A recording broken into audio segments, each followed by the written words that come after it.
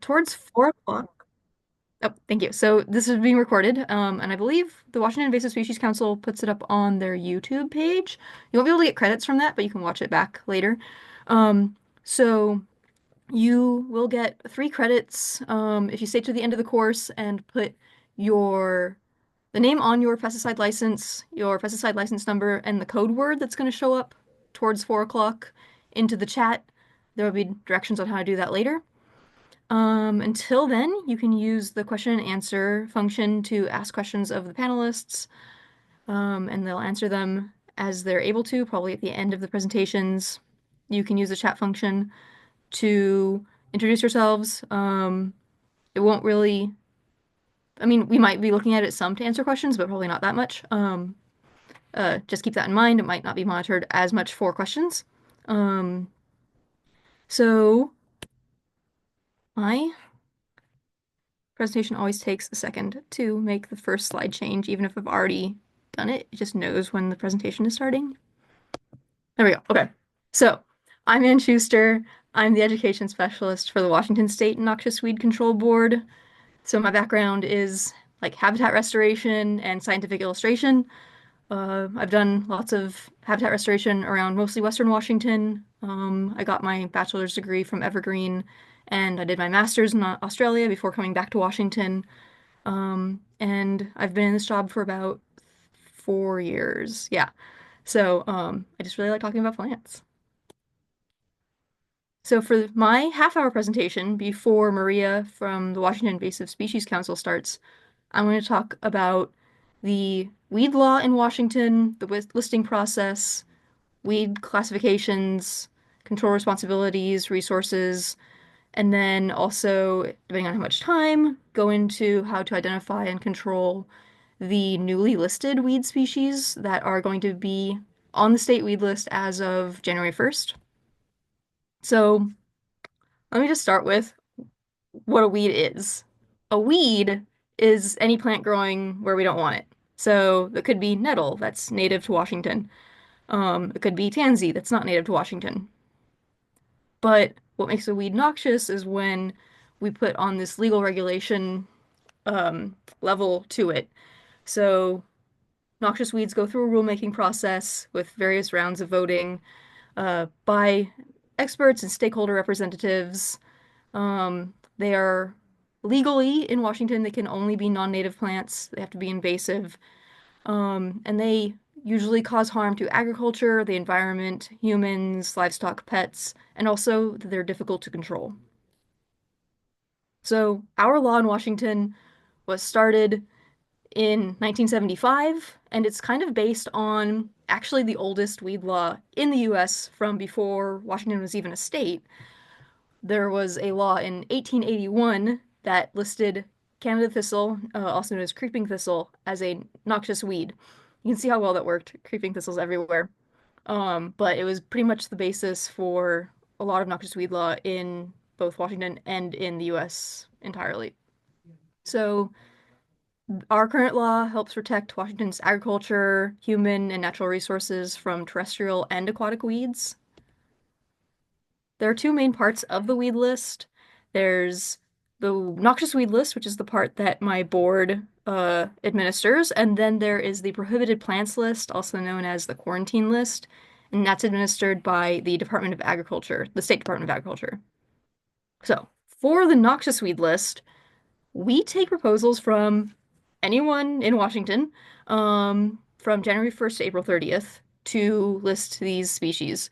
Um, so all you have to do is email or write a letter to us saying what you want listed and maybe why you want it listed. The more information, the better. But it doesn't have to be a serious, in-depth researched, like peer-reviewed article. We also will take at that point uplisting, downlisting, and delisting recommendations and proposals. So maybe you want something to go from C to B or vice versa.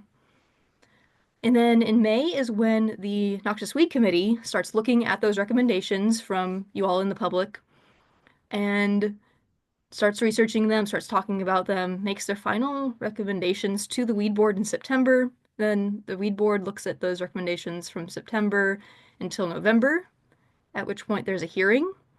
And then the day after the hearing is when the weed board votes on those changes. And then January 1st is when those changes take effect. So right now we are in between the vote and the new law taking effect. So um, these new species are almost added. They're going to be added, I guess, as of January 1st to the weed law. So if you want to add species to the list, you just have to send a proposal to us. Um, Information on this is on our website, nwcb.wa.gov, under weed laws, and then participate in the listing process. So after the weed law goes into effect, counties have 90 days to update their local county weed list. And this is where weed lists really get actually enforced, is at the county level.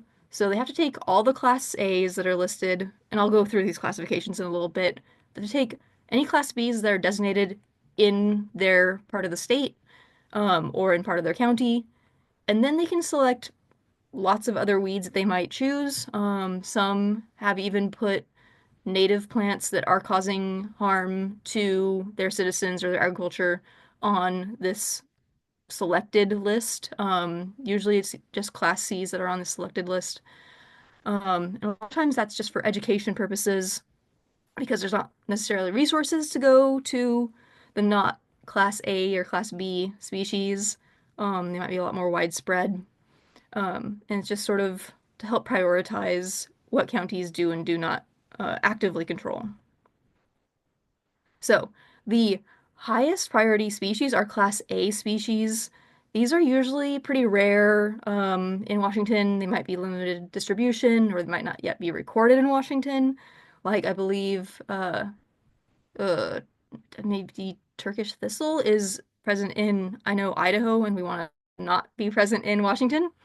Another example of one is orange peel clematis, that Sue Bird from Yakima is going to be talking about it too. Well, not necessarily talking about this necessarily, but talking about plants generally at 2 o'clock. So she took these pictures. Um, so, for example, orange peel clematis is known to be at, I believe, two sites in Washington, both in Yakima County, and they're working really well to eradicate those plants and we want to keep it from being anywhere else in Washington.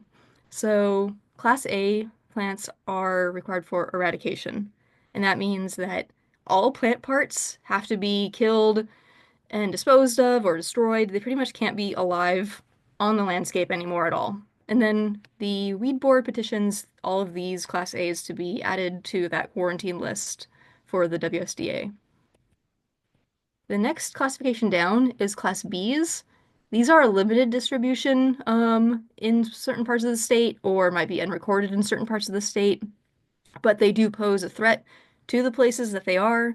So where a Class B is controlled means that all plant parts that can reproduce have to be destroyed or disposed of or killed. So an example of one of these is Scotch broom. Scotch broom is not really feasible to be eradicated or controlled in most of Western Washington, but Eastern Washington still has a chance. It's not at nearly as high infestation rates in Eastern Washington, so a lot of Eastern Washington has Scotch broom as a Class B that is required for control in their areas. And for control of Scotch broom, that can mean mowing because they only reproduce by seed. Some plants are a little bit more difficult because they can reproduce through like any plant part, like knotweed can reproduce from any plant segment pretty much. So for knotweed, control looks a lot more like eradication. Then Class C weeds are the most common weeds. They're pretty much all the other noxious weeds that are on the weed list. A lot of times they have a wide distribution in Washington, or they might be of special interest to the agricultural industry. It's like Queen Anne's lace or wild carrot is particularly a problem for carrot growers as they can hybridize with cultivated carrots. And it really depends on if the county has resources to control the Class C weeds in their area, if they select them to put them on their weed list. A lot of times they really only have resources for education and outreach about these plants. So, like the 1881 law creeping thistle, also known as Canada thistle, is a Class C weed, and you can see how well that law did. It's at very high levels throughout basically the entire state. The monitor list is a list of plants that aren't regulated, at least yet. We just want to get more information on these plants. We like reports from you, from citizen scientists around the state of sightings of these plants to know, are they increasing in population? Are they invading natural areas? Are they not actually a problem?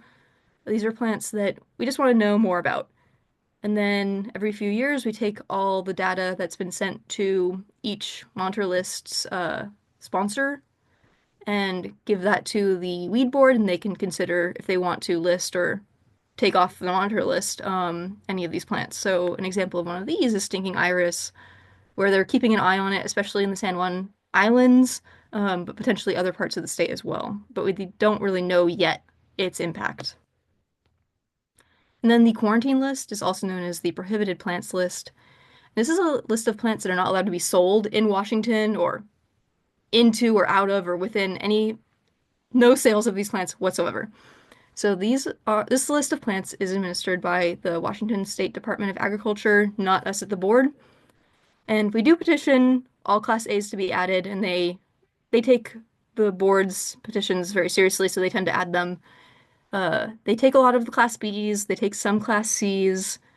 Not all noxious weeds are on this list, though a lot are. And there are some plants on this list that aren't on the noxious weed list. A lot of times those are things like water chestnut, things that might be issues in certain industries, like aquarium industries, that might not be an issue in the wild. And then weed control responsibility is up to the landowner. So if you are renting, there might be something in your lease about if you or the landowner is required to control weeds or do landscaping, that sort of language.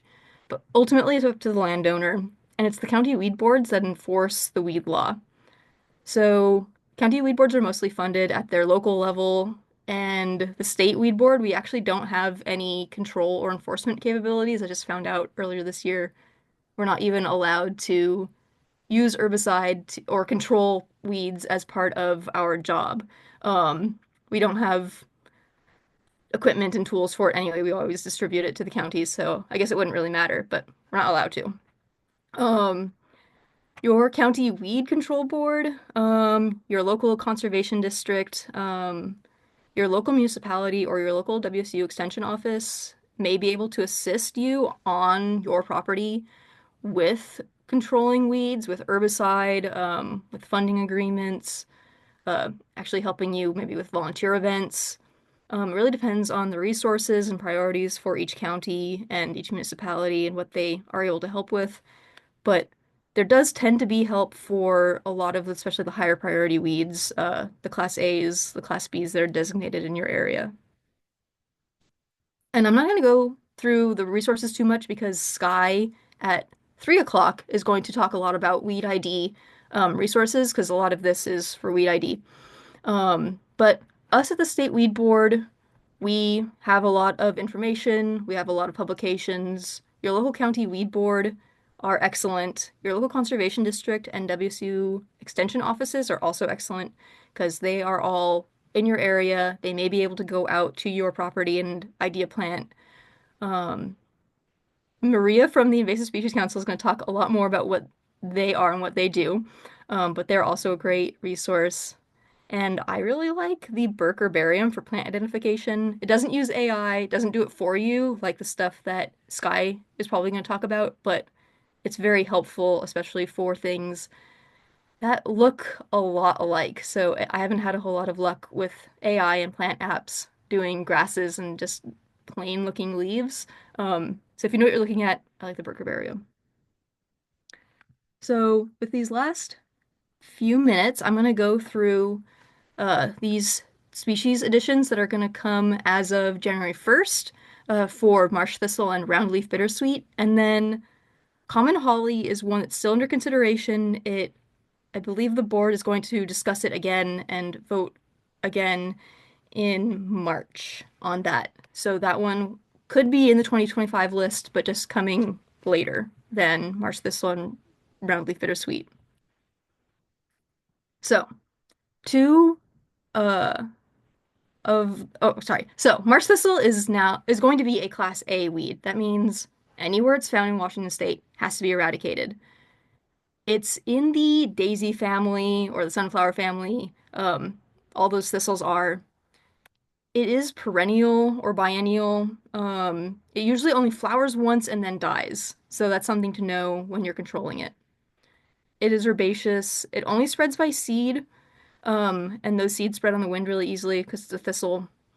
But it does hybridize with creeping thistle or Canada thistle.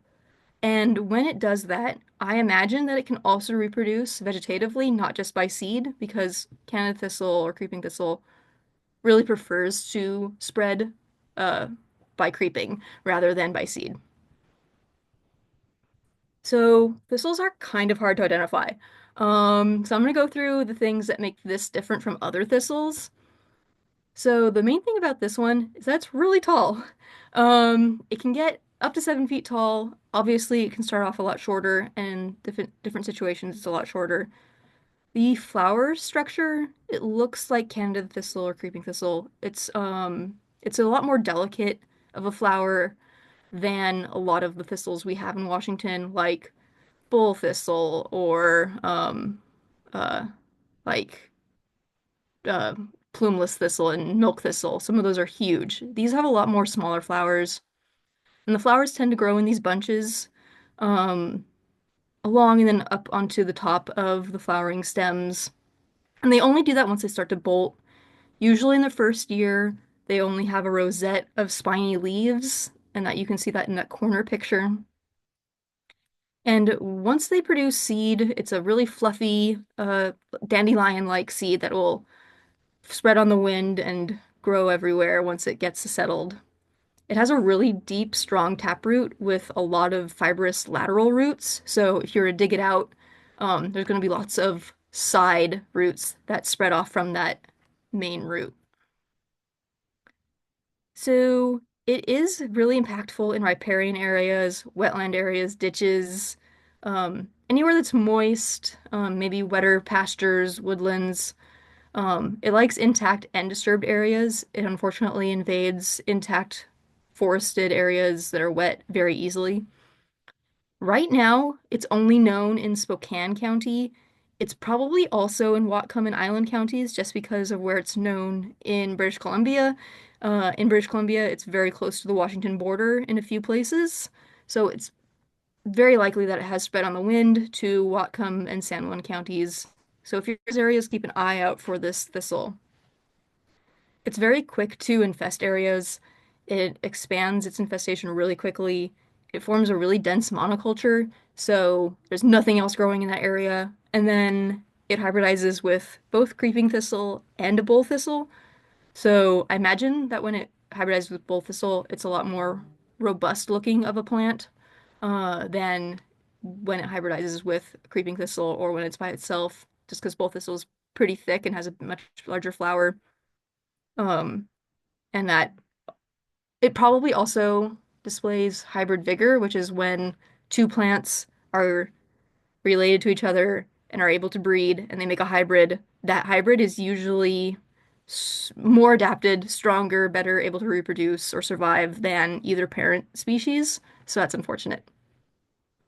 To control marsh thistle, you can hand to pull small infestations. You want to make sure you remove that entire taproot. Mowing and cutting can suppress flowering, but it's going to keep trying until the taproot's dead. So you can eventually starve it, but you have to be really tenacious if you want to try that method. If you can dry a site, that's great. It really prefers moister areas.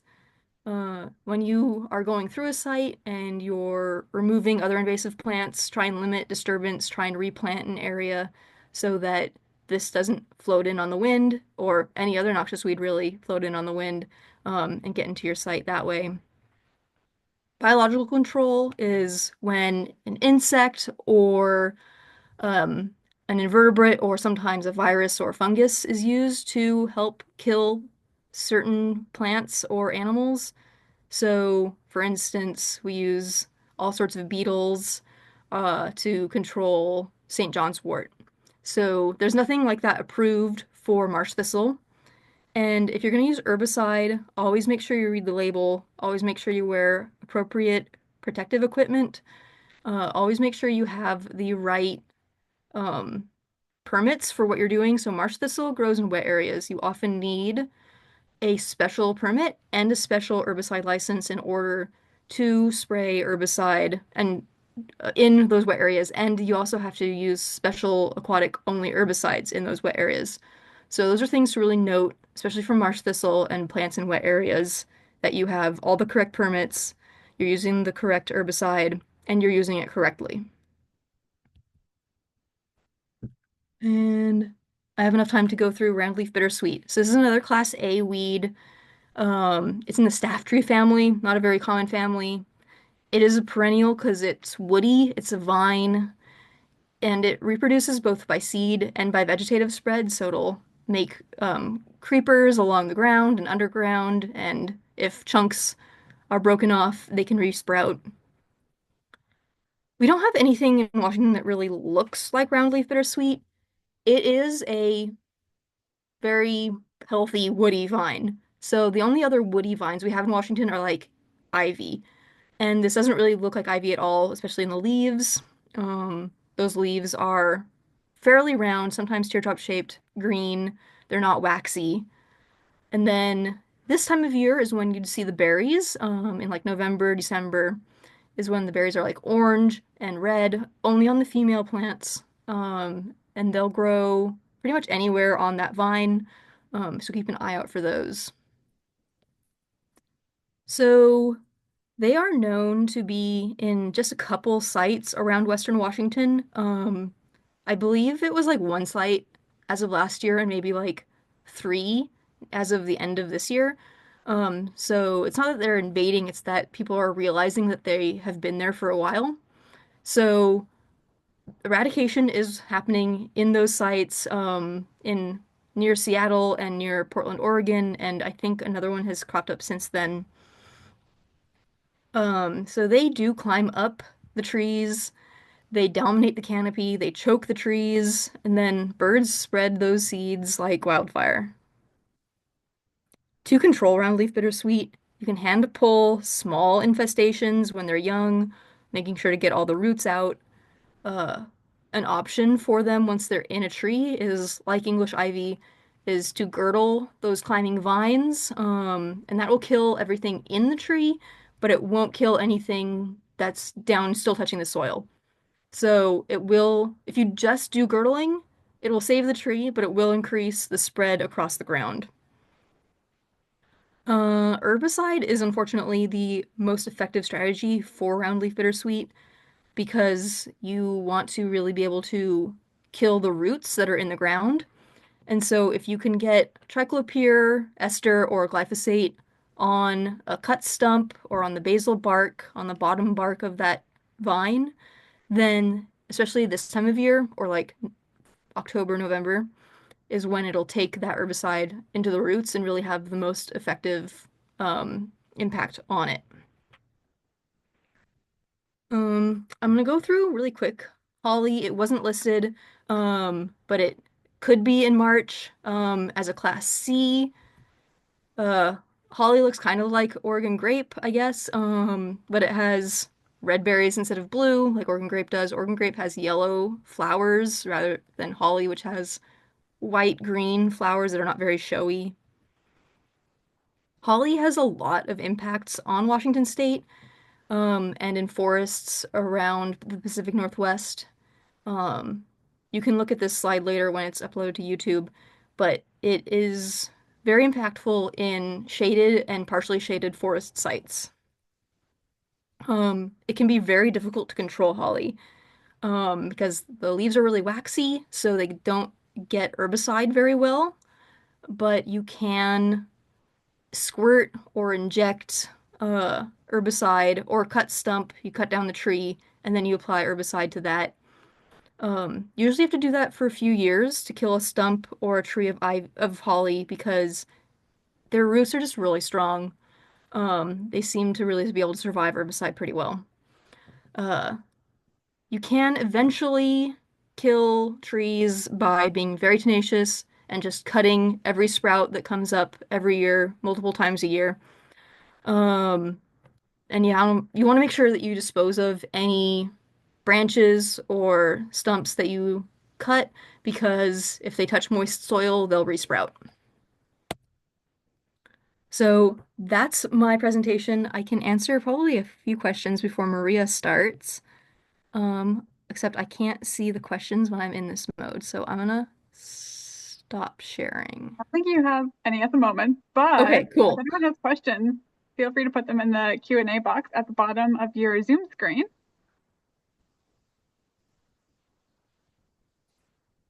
Maybe you answered all their questions.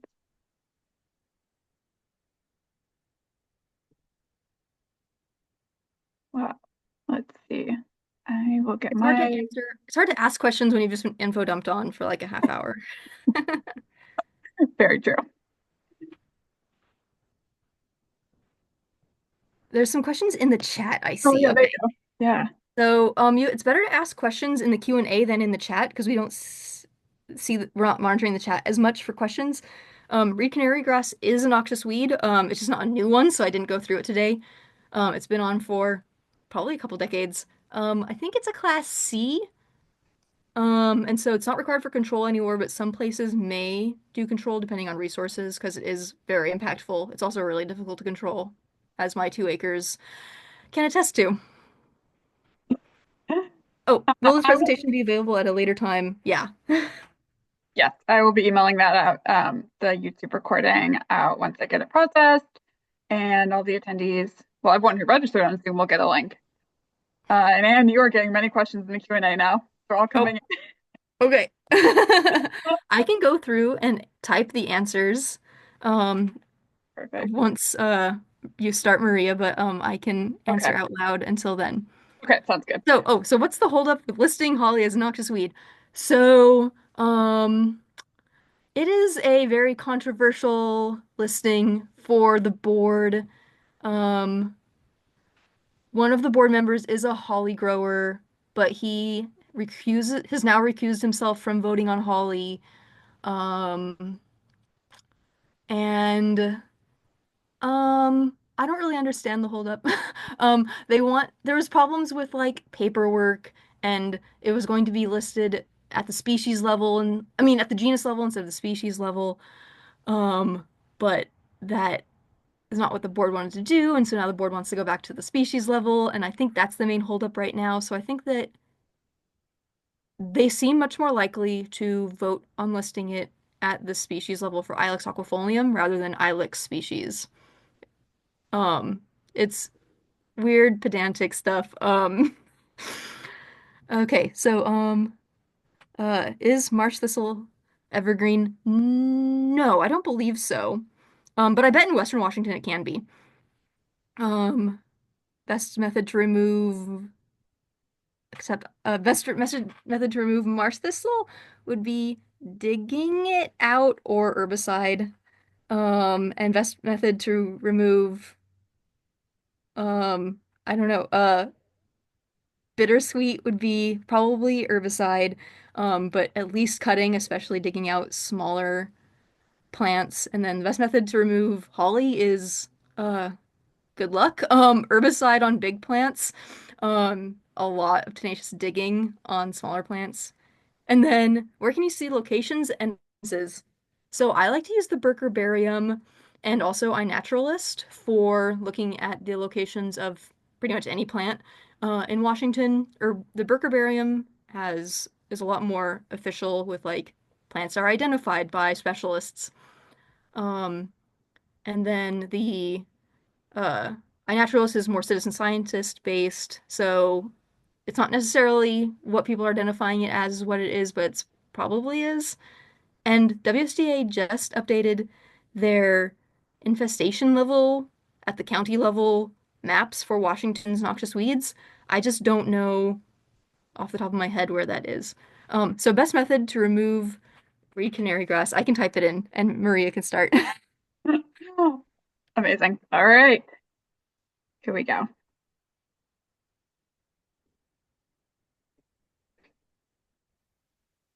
Woohoo. All right. Well, hi everyone. I am Maria Marlin, and I am the outreach specialist for the Washington Invasive Species Council. And today I'm going to talk about a little bit what the council is, what it does, some best practices for preventing the spread of noxious weeds, how to report a noxious weed sighting in Washington, and some resources. So it's pretty ambitious. We'll see. We'll see how far I get in half an hour. And I also have the same issue where manually. Here we go. Okay. So the Washington Invasive Species Council was created by the state legislature in 2006, and it's tasked with preventing and stopping invasive species, really of all types. And to do this, the council brings together all the state agencies that have a role in invasive species, as well as tribal nations, federal and local agencies, industry, universities, and conservation partners. And every organization, if you think about it, has this slightly different mission. But what the council does is unites everyone, and we kind of look at the big picture and we talk about issues, and we fill in gaps where each individual organization can't necessarily fill it in themselves. So we really like to compare ourselves to a compass. We really just provide that level of direction that all members can use related to invasive species response and management. So there's 4 council staff. Stephanie Helms is the executive coordinator. Then there's myself, and we have Jessica LaBelle, who's the invasive species program specialist. And we have an awesome intern at the moment named Marissa Dallaire, and she's been working with us to update our reporting app, which we will talk about soon. And as a little aside, I was looking at the chat and all of the people here, and chances are maybe 50 to 75% of you are here because you heard about this opportunity from your council member.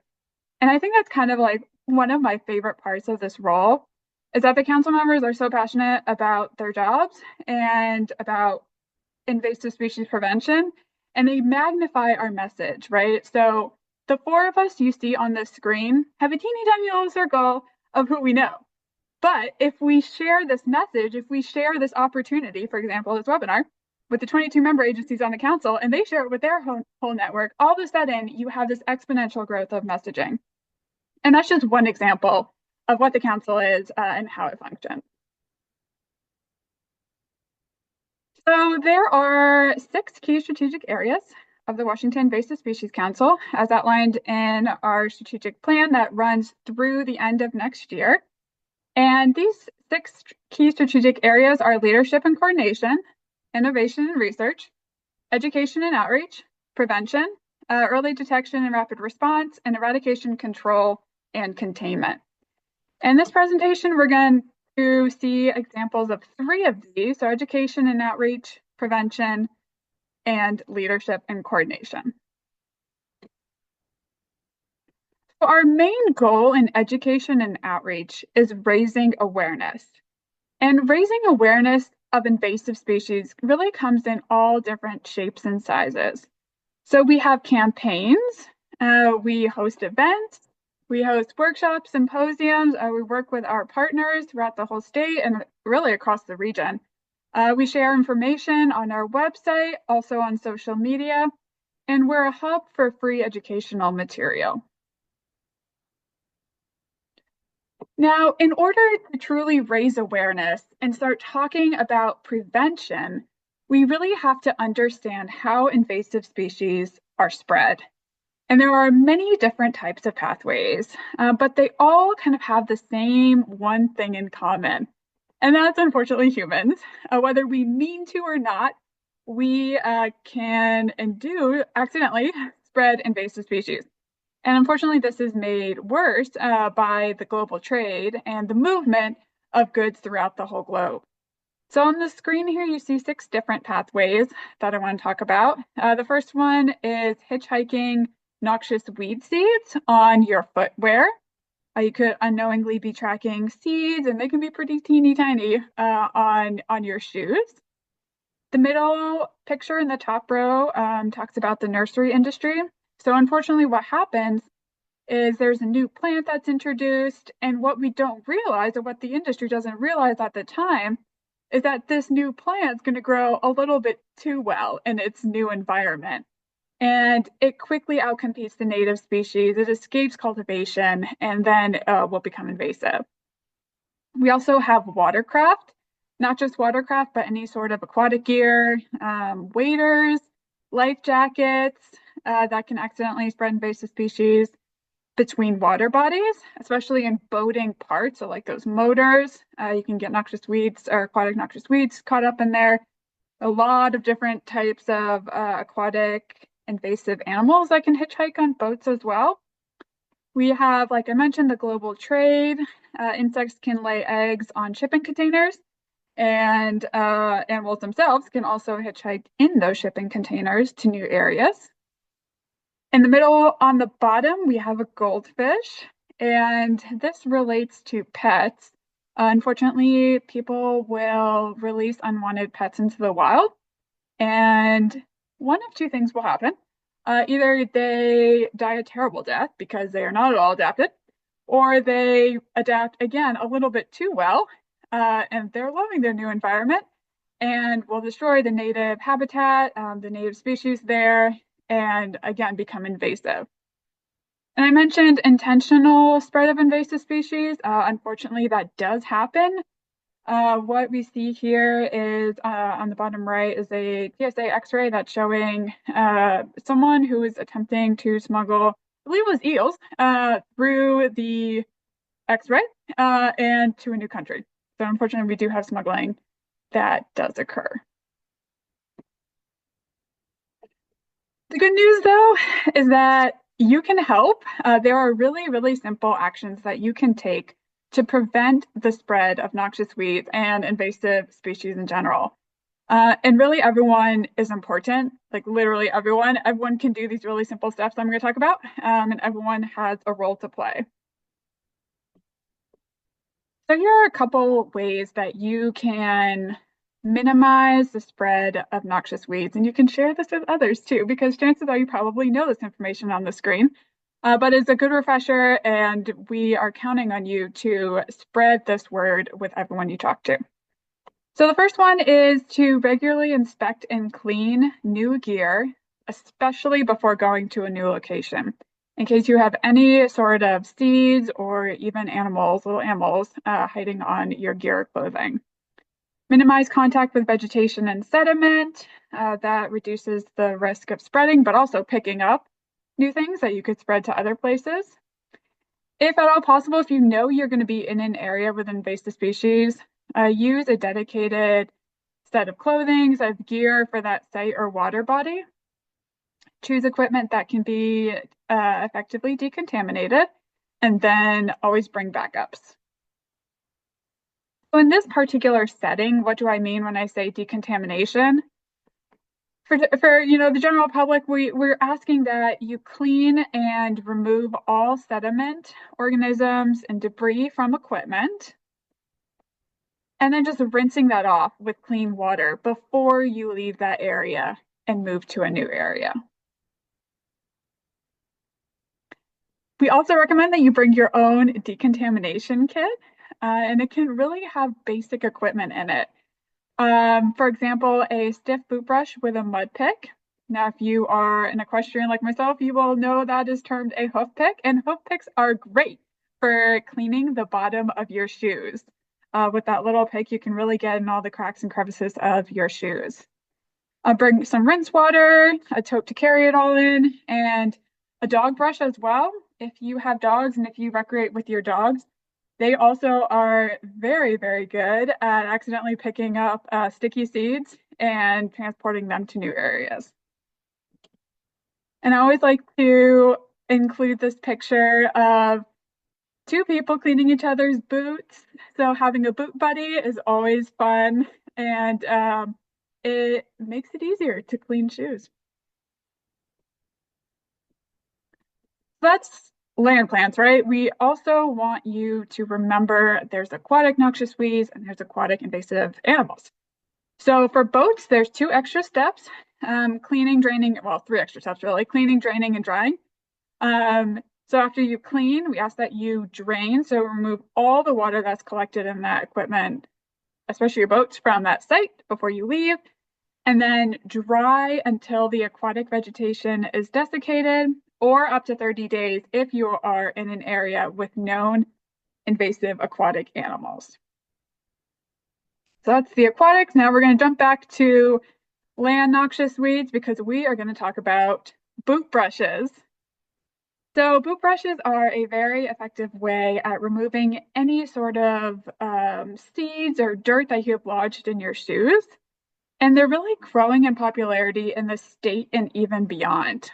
So there was actually a recent initiative a couple of years ago in the Columbia River Gorge to install boot brushes at high-use recreation sites. And so the previous executive coordinator of the council was so inspired by this that he sat down and wrote a grant proposal to do something very similar in eastern and central Washington, specifically the shrub steppe.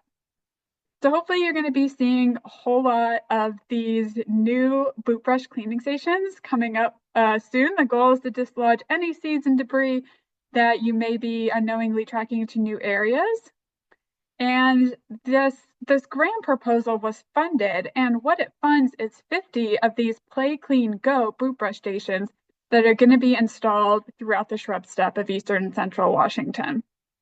And Play Clean Go is actually it's a patented outreach campaign that it works to prevent the detrimental effects of invasive species to North America's land and waters.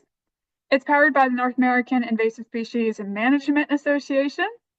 And so, among other things, this campaign sells these ready-to-install boot brush stations with a customized weatherproof sign panel, stakes that you put in the ground, and then the boot brush itself. I'm going to talk about this project a little bit and how it ties into leadership and coordination, but as well as prevention and education and outreach. It's 3-in-1, so it's brilliant. This is what is called the project is called Protecting Washington Sagebrush Biome from Noxious Weeds. It is funded by the United States Forest Service, and our partner, like I said, is the Play Clean Go campaign. So the first year is complete. It started in August of 2023. And this is kind of a summary of what happened, of what this project is, and ways that you can help. So the project started with the formation of an advisory committee, and the advisory committee really gave me excellent feedback on how to create an interest form that we could send out to organizations that manage land in the shrub steppe, and they can express interest in receiving a free boot brush station. Because that's what the grant was, right? We have this funding to give out 50 boot brush stations. So we needed to solicit interest in these 50 free boot brush stations. So we developed this boot brush interest form, and the committee helped me to send out these messages. The council members helped to send out this form and this message that, hey, we have these free boot brushes, please apply for one. And what people did was they would apply for a boot brush station by filling out the form and telling us where they're going to install the boot brush, and also drop a pin on a map that shows the exact location. And you're going to see that map in a second. So after we received applications, we reviewed them, we notified the successful recipients, and then we customized the boot brush sign panels, and I'll show you what that looked like in a moment. Shipment and install is going on right now. The 30 that we did this year have all been shipped, and most of them have been installed. And then remember, we had 50 to do, so we have 20 to do next year. And here is a map that shows where these boot brush stations are. So if you are in eastern or central Washington, or you visit them a lot, take a look and see if you have any nearby, because we would love if you visited them and used them. All right, so when I say that we customize the sign panel, here's what I mean. So the sign panel has really simple educational language on it about what we're asking the user to do and why it's important. So the sign panels can be customized with the organization's logo, as well as you can change the little character. And perhaps the most important part is that you can change the noxious weeds that you're highlighting on the sign. So if there are a certain noxious weed that you want to target in your area, you can request that that be included on the sign. There's also a link to our reporting app where someone can go and report an invasive species or a noxious weed should they see some on the trail that they're at.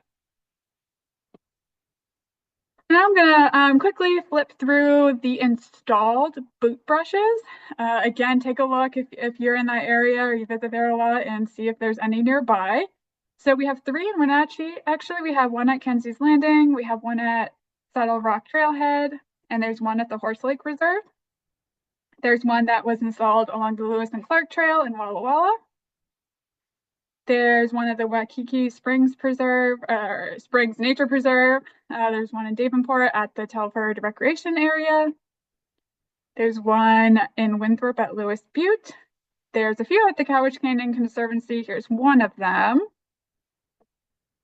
There's one at the Columbia Hills Natural Area Preserve. There's one at Audubon Lake in Reardon. There's one in Yakima at the Stila Cliffs Natural Area Preserve. There's one in the Kalispell Reservation at Cusick Meadows. Here are the other two at the Cowich Canyon Conservancy. So we have Conowak Pass and Snow Mountain Ranch. And there's actually a fourth one that is going to be installed there as well. There's two in Whitman County. I'm working with the individual from that organization to figure out where exactly in Whitman County, but I believe these are near Pullman. And the most recent one is the Lake Roosevelt National Recreational Area or Recreation Area. So it's not quite 30. Like I said, there's more to come. And the upcoming timeline, so we have 20 more to give out, right? So that boot brush interest form is going to open again in March of 2025. And we're going to be reviewing applications in April 2025. The customization process, field visits, that's all going to take place in the second half of the year. And the end of the project is January 2026. So this is where I ask all of you to help. If you yourself manage land in the shrub steppe and you are interested in receiving a free boot brush station, at the end of my talk, I'm going to have a screen with my contact information. If you know of anybody in the shrub steppe who would potentially be interested in a free boot brush station, please feel free to pass along my information, my contact information.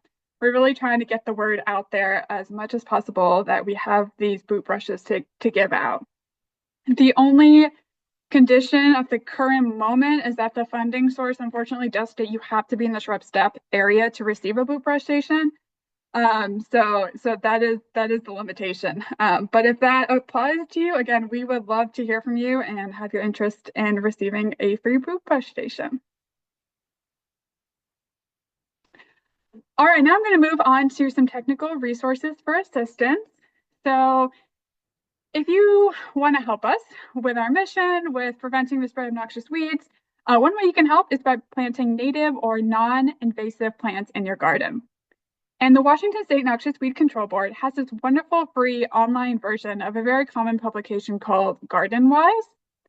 And what this resource does, it helps gardeners choose non-invasive alternative plants for landscapes and garden.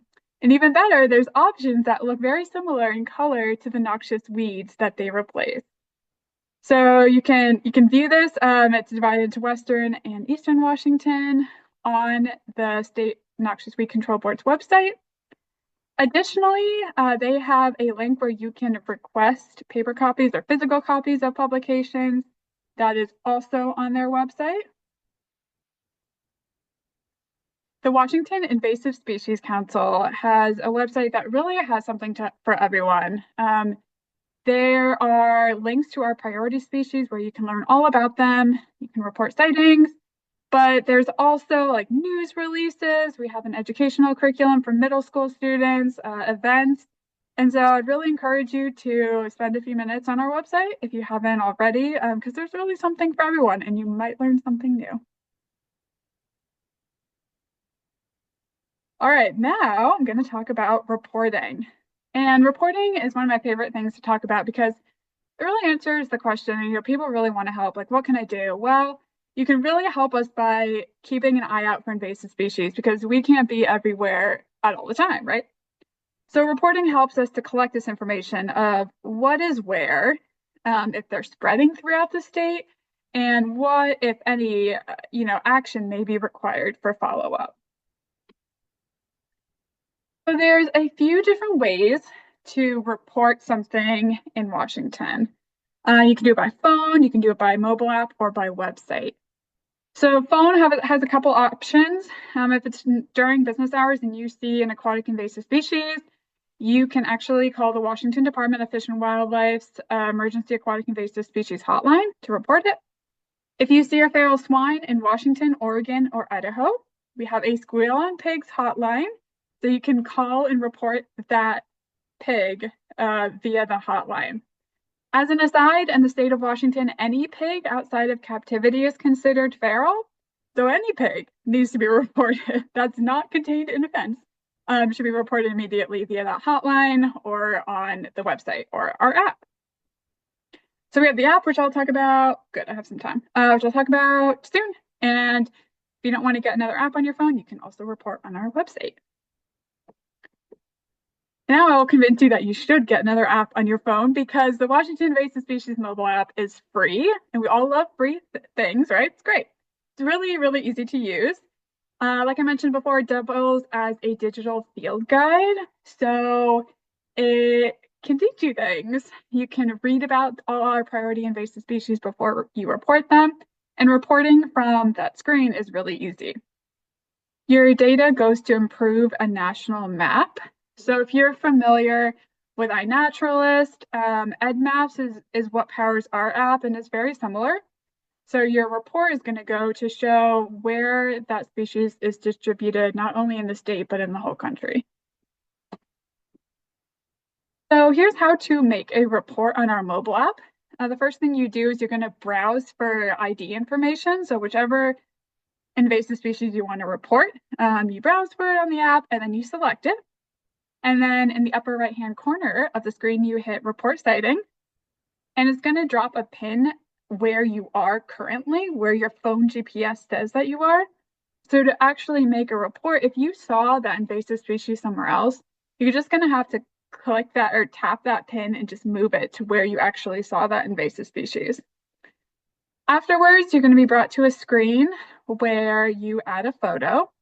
And this is really important. You cannot proceed on our app or on our website without a photo. And we ask that to the very best of your ability, you provide a really clear photo so that our experts can identify it.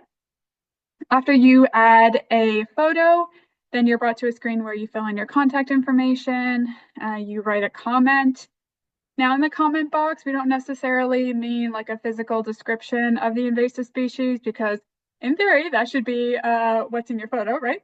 So what we're asking for is any sort of locality information. So if someone were to go out and, find that invasive species, was it half a mile along the trail, on the right side, next to a giant Douglas fir, anything that would help a professional go out and potentially treat or remove that invasive species is what needs to go in the comment box.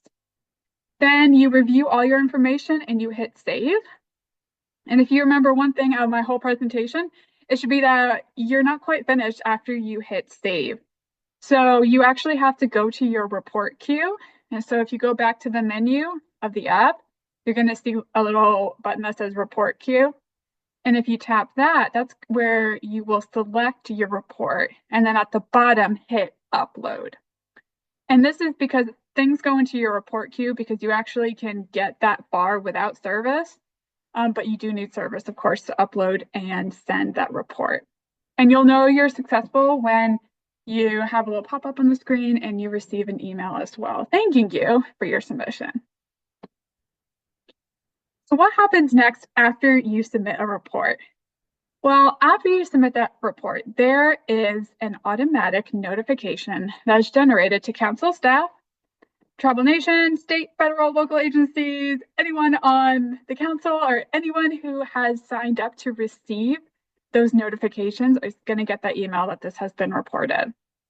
And the response is going to be a little different depending on a few things, like who the lead agency is, the species, the area of the report, and talked about Scotch broom, and that's a great example of Scotch broom. It's reported on the western side of the state. The follow-up is going to be thanking them for the report, talking about noxious weeds, talking about how to potentially treat or remove the Scotch broom. But if it's reported on the east side of the state, where it's not established, someone probably was going to go out and remove it, and that response is going to be a little different.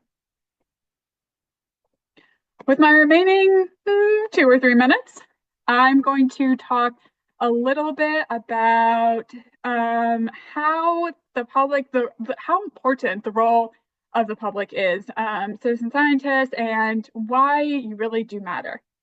So the first one is going to be the Great Scotch Broom Regional Census. Now, as many of you probably know, Scotch broom is incredibly costly.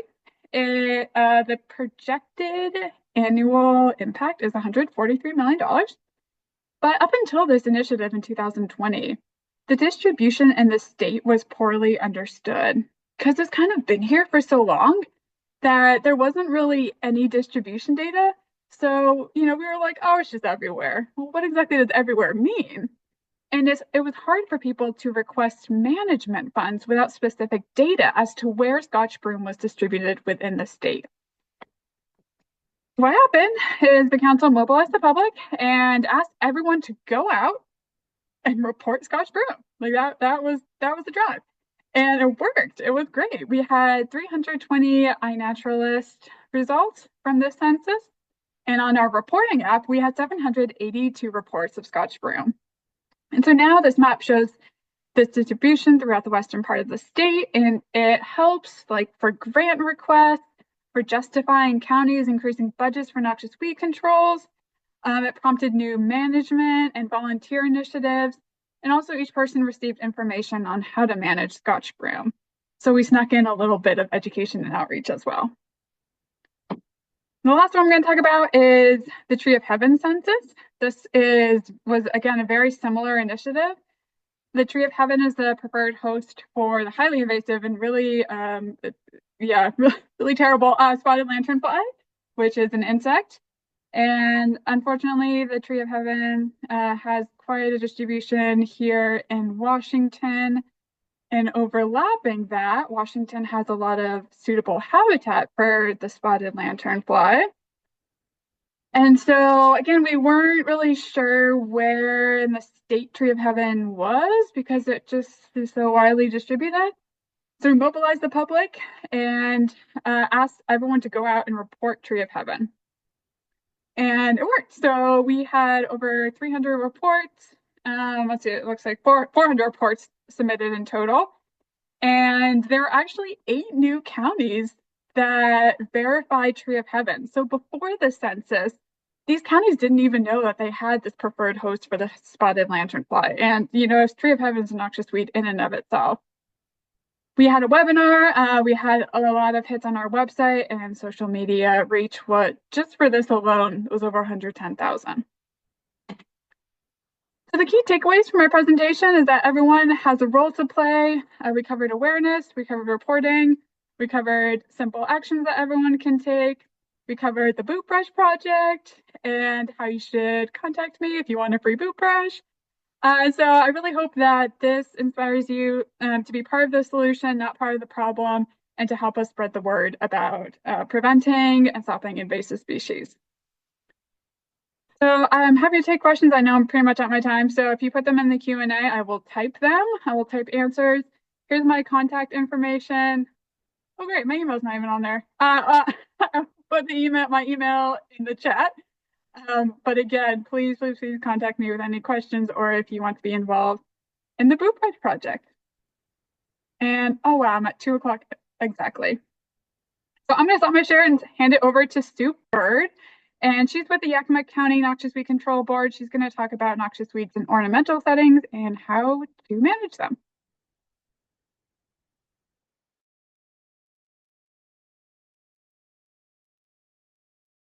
Hey, can you see my screen? Yes, Okay.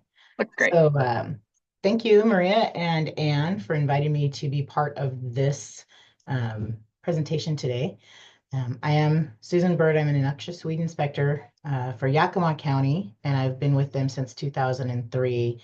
So my experience with Yakima County has shown me so many ornamentals who have escaped and just getting into areas that we really don't want them. So to educate people about the ornamentals you choose to plant and alternatives and recommendations as to why maybe you shouldn't choose the plants you think you're going to get is the point of this presentation.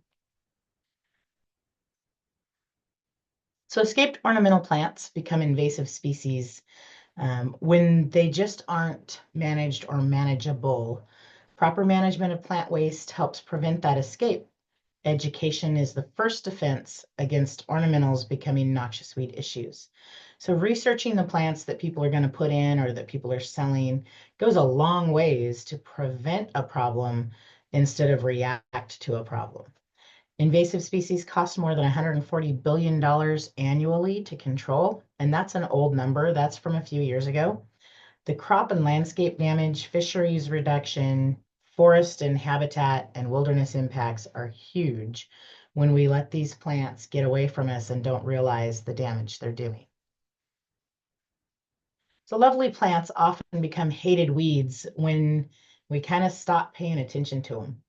Ornamentals are meant to be enjoyed, and we put a lot of time and money into establishing landscapes with exotic plants and cool flowers, and friendship gardens help us to spread those populations around the country.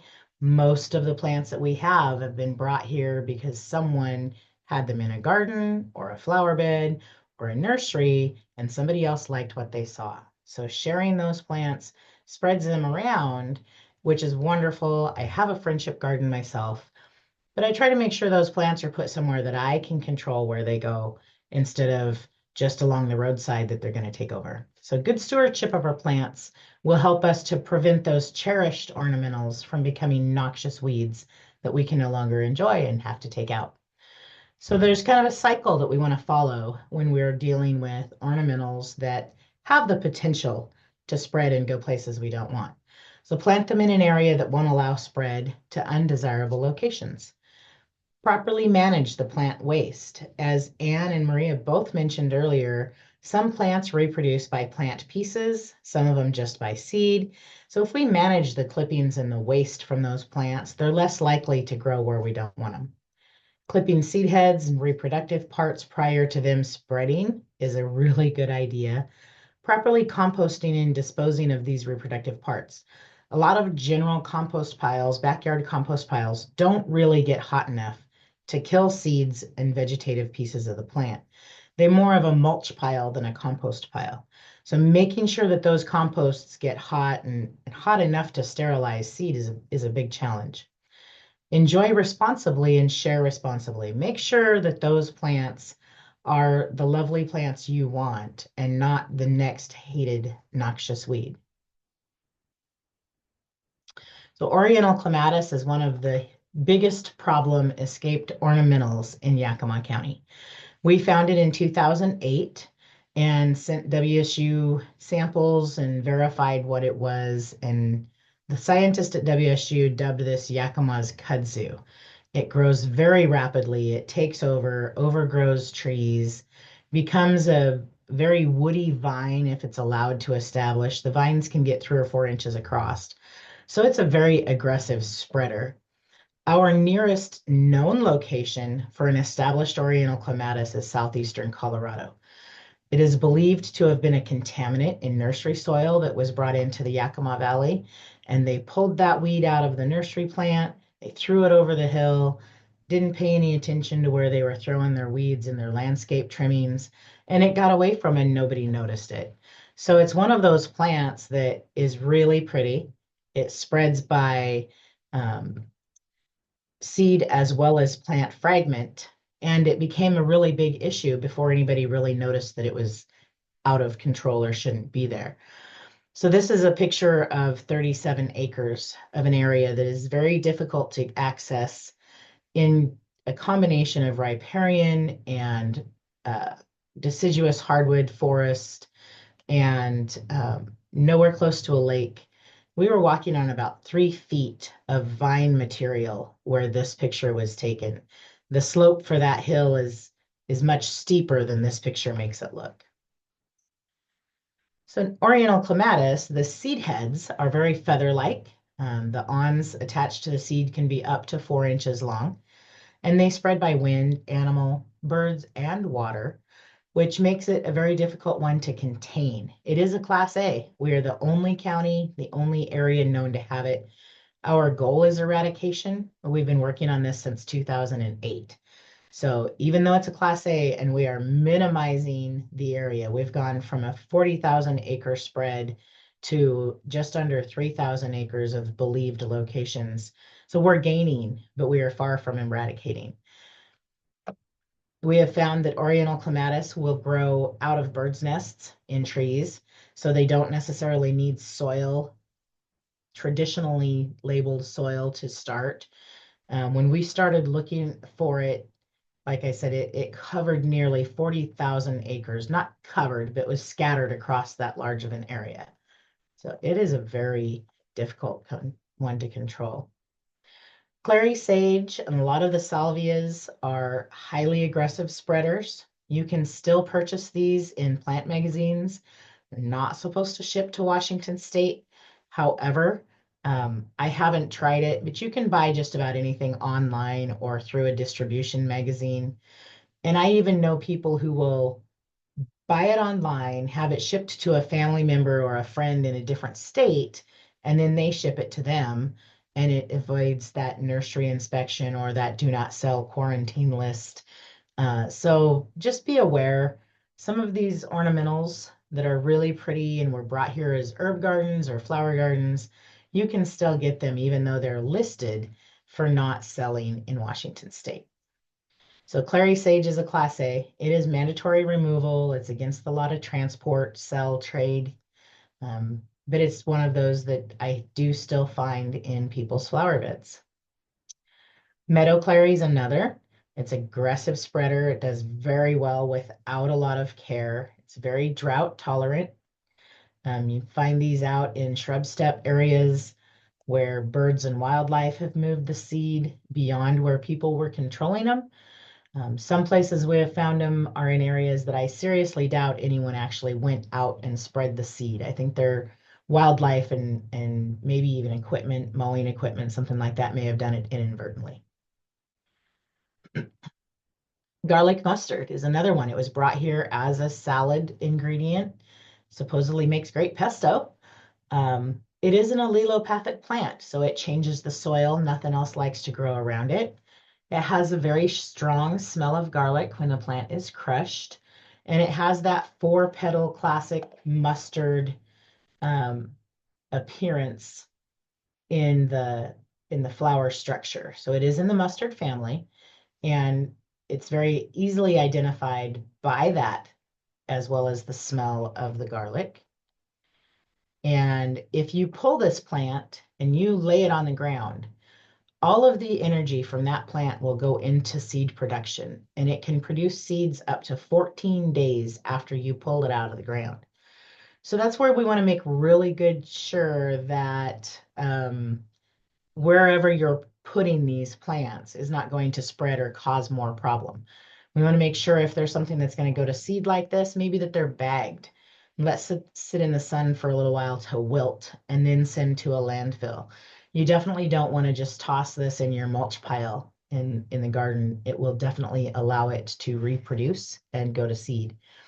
Be careful where you put it. Be careful where you dispose of it. Don't just let it lie.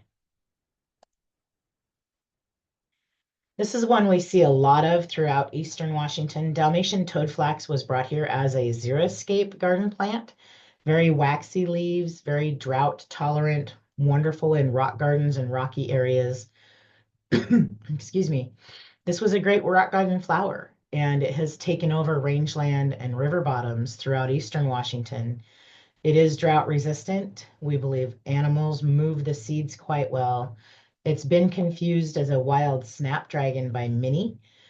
People like it. I have had people where I've gone to areas that we're treating that are picking the plants and distributing them further down the trail or cutting them for cut flowers. We've seen a lot of that. We'll go out to a spot to release insects, and somebody's gone through and cut a bunch of the stems. So people are still collecting these flowers. They're still spreading them around. They think they're helping spread wildflowers for the bees. Maybe they don't realize that they are an escaped issue and are highly invasive. So we are trying to control Dalmatian toadflax. Our best response to control has been with insects. Biological controls work very well on Dalmatian toadflax. I'm going to back up a slide. You can see the Janthynus mucinus in these little crevices. They really populate well. They damage the plant. So if you see Dalmatian toadflax with this feeding damage, look for the little black beetles. They will kind of hide down in the crevices of the plant if it's super hot or if it's really chilly or windy. But they do a phenomenal job, and we're finding these insects in places that we have not released them, but are within a short distance of release sites. So we don't always have to use spray to control invasive species. Sometimes the insect and animal life does a better job than our herbicides do. This is, we were doing a insect release on that site. So these others, Spanish broom, Scotch broom, and French broom, I have found being sold in nurseries under different names. And that's one thing we want to really watch, especially in the ornamental industry, is see what some of the common names are. I went into a store that had 100 1-gallon pots of what they were selling as golden moon blossom, which turned out to be Scotch broom. And they had no idea that they were not supposed to sell that in Washington State. And so they did pull them all off their shelf, and I did report it to the Department of Ag, and their nursery inspector followed up on it. But there are companies that will change names in order to get their products sold. And we want to make sure that those products are not being sold and distributed for landscapes in Washington State. So do your research as the landowner. Make sure that maybe you Google the Latin name of the plant and make sure that it's not listed somewhere as something that we can't have or shouldn't have here. Scotch broom does very, very well once it's established. And they all produce over 1 million seeds. And so those seeds, even if only 10% are viable, you have a huge seed rate that is going to be a problem if they're allowed to go to seed. So it's always been considered a wet side or west side problem, but this is a site here in central Washington. It's a rock pile. This plant was about 5 foot across and had not had anyone helping it since a couple years after the landowner that owned it formerly had passed away. So for several years, this Scotch broom went to seed, grew, was beautiful on a rock pile in the desert in central Washington. The concern with this particular location is on the other side of this irrigated hop field is the Yakima River. So less than a half a mile away, those seeds had the potential of being carried by birds, rodents, equipment, and being spread into a riparian system where they could have very easily taken over. So we were able to work with the landowner and control and remove this particular plant, but it just shows that it will grow if you add water. And Eastern Washington, especially, we have long, hot summers. We have great, mild to moderate winters. And anything that'll grow in a tropical climate has the potential to grow here if we just add water.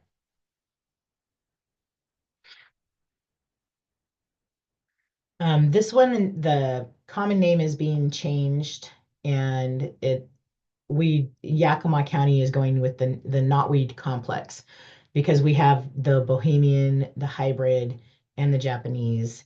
And I think it's the Itadari, I can't pronounce them right, any rate. the knotweed group that we were fighting in Yakima County was sold as an ornamental up until early 2000s as a false bamboo or an ornamental bamboo, and has taken over a lot of Washington State. And we at first thought it was a west side really needed water. However, these sites are sites here in Yakima County. We have over 700 sites that we have dealt with the general population landscape settings, and we have a few hundred river riparian sites that we address every year. Um, so this is one, the knotweed was growing along a cedar fence between neighbors. That knotweed now grows about 14 feet out into their lawn, or it did. We have controlled this site. However, in this site, you can see these little yellow arrows. All of the little dark spots in this lawn were knotweed plants that were coming out because of root spread and because of mowing. As it's one of the plants that will reproduce by leaf fragment as well. So mowing it could be spreading it by pieces just establishing root, as well as the root system of this plant. Uh, Dark spots, little tiny plants, once they get out into grass, they are kind of hard to control without doing a little damage to the grass. So knowing what you have and making sure it's not something that's going to do this is really important in the landscape setting for ornamentals. Myrtle spurge is a problem ornamental throughout eastern Washington. It was brought here intentionally as a cemetery flower. Some people call it donkey tail. I have had people call it butter and eggs, which is also another common name for another ornamental. We have sites where myrtle spurge has been dropped or lost along a highway. This is Chinook Pass, Highway 410, and we have it along Highway 12, coming down over White Pass. These sites have been addressed pretty well, but it takes years to kill this off. In the wilderness area, roadsides wildlife movement is moving the plant further and further from the road. So it's a common plant in rock gardens and cemeteries. Animals really don't feed on the plant, but they will carry the seeds. The plant is really waxy, so it does not respond well to most chemicals, so it's fairly chemical resistant. It's very drought tolerant. And one of the things that we are finding with myrtle spurge is it will pop and throw the seeds. And this is a location that someone dropped it up above Rimrock Lake in eastern Washington. And because the seeds pop and throw, it has moved down the cliff banks to the river and up the cliff sides to the ridge above it. So when the seed pops and just throws them out further and further away from where we can get to. This plant will also produce by plant fragments, so cuttings can start new roots. It's definitely an aggressive spreader. The sap on myrtle spurge is a latex base and can cause chemical burns. If you get it in your eyes, it can cause blindness. So in landscape settings where we're talking to landowners about the removal of myrtle spurge, we talk to them about the hazards of pulling weeds around it, of getting that sap on your skin, getting it in your eyes. If you have children that play in the area, you definitely don't want them to be picking the yellow flowers or handling the plant, because there have been people who have been hospitalized for chemical burns because of the sap from this plant. So it's not a great landscape plant, but it has been a beautiful, landscape plant for rock gardens for a long time. People love it. They don't want to get rid of it. This one is Italian arum. It is a class C. In Yakima County, we do not mandate control of it. We do mandate that people keep it to themselves. So if we have a neighbor who has this and the other neighbor's getting it and doesn't want it, we try to work with the people to get them to remove it. It is a very active spreader through root as well as seed. It's allelopathic, so it changes the soil a little bit, makes it where nothing else likes to grow around it. It likes the wetter areas. And the way it grows in eastern Washington is with the addition of irrigation. We had one site where this was growing along a small lateral irrigation ditch, and that's where we had them remove it because it was traveling with the water down to other locations. So it's one of those plants, you can still see them in flower magazines and seed magazines, and we do find it periodically in people's landscapes that they've been there for a long time and now they're starting to over-establish, and you get something like this. The Western Washington is ideal climate for moisture levels for some of these plants. And as I said earlier, Eastern Washington has irrigation, which can easily become a wet or riparian area for any of these plants that need a lot of water. Eastern Washington is an ideal climate for subtropical plants to do very well. Moving on to common St. John's wort. This was another one that was brought as an herbal supplement. Herbal gardens, flower gardens, has escaped. It is now found quite commonly in the mountains above Yakima, up around Rimrock and Clear Lake, Curlew Lake, Lake Republic. Um, Several lakes throughout Eastern Washington have a lot of common St. John's wort. A lot of people think that it's just a pretty wildflower. They do not realize that it is not native. Some people don't understand that this particular plant, even though it's an herbal supplement, can cause abortions in wildlife as well as people. So knowing some of the side effects of being around or utilizing or being exposed to some of these lovely ornamentals is really important. Commonly found as a supplement in tea, it is also found in rangeland throughout eastern Washington, along a lot of our river drainages and some farmland barrier border areas, orchard sides, drainage ditches, etc. The yellow archangel, we found a few of these in Yakima County because they were sold as an ornamental ground cover. Very fast growing, semi-evergreen, so they will stay green throughout the winter if we have a really mild winter. They make an excellent ground cover. They're not really hardy to drought conditions. They don't like a lot of heat or direct sun, but they do really well in shaded or semi-shaded areas. They will reproduce by plant fragment as well as seed. And you'll find that as a theme in a lot of our escaped ornamentals, is those that reproduce by plant fragment become escaped a little faster than those that just reproduce by seed or just reproduce by root. Knowing how your vegetation reproduces is really important to preventing the escape of ornamentals into our landscape. So here's a little bit of a picture. This is all yellow archangel out under the canopy of these trees. And they have totally blocked out and shaded out any other plant competition. They reproduce by root and plant. They change the soil chemistry. They outshade everybody. So they make the environment really good for them and no competition. And that's how they have escaped. Orange hawkweed is a class B. Yakima County, it is mandatory control because we have only 2 known locations. And we know for a fact that it moved with pet movement. One of the locations was very pristine, very park-like, and the owner of that property visited family on a heavily infested area of the state, and we believe their puppy dogs brought back the seed with them. And we were able to isolate the location and treat it, and we have we believe eradicated it from that field. But just the ability for those pets to move the seeds that came back over and the dogs went out and rolled around in the pasture is most likely the manage of spread for this species into that area. This one will reproduce by rhizome as well as seed. Has kind of a dandelion-like flower, so they are definitely wind-borne. Early detection is key to controlling the hawkweeds. Once you let them go to seed a couple times, you will have a really massive spread very quickly. And yellow hawkweed is the same. These lovely fields of just hawkweeds.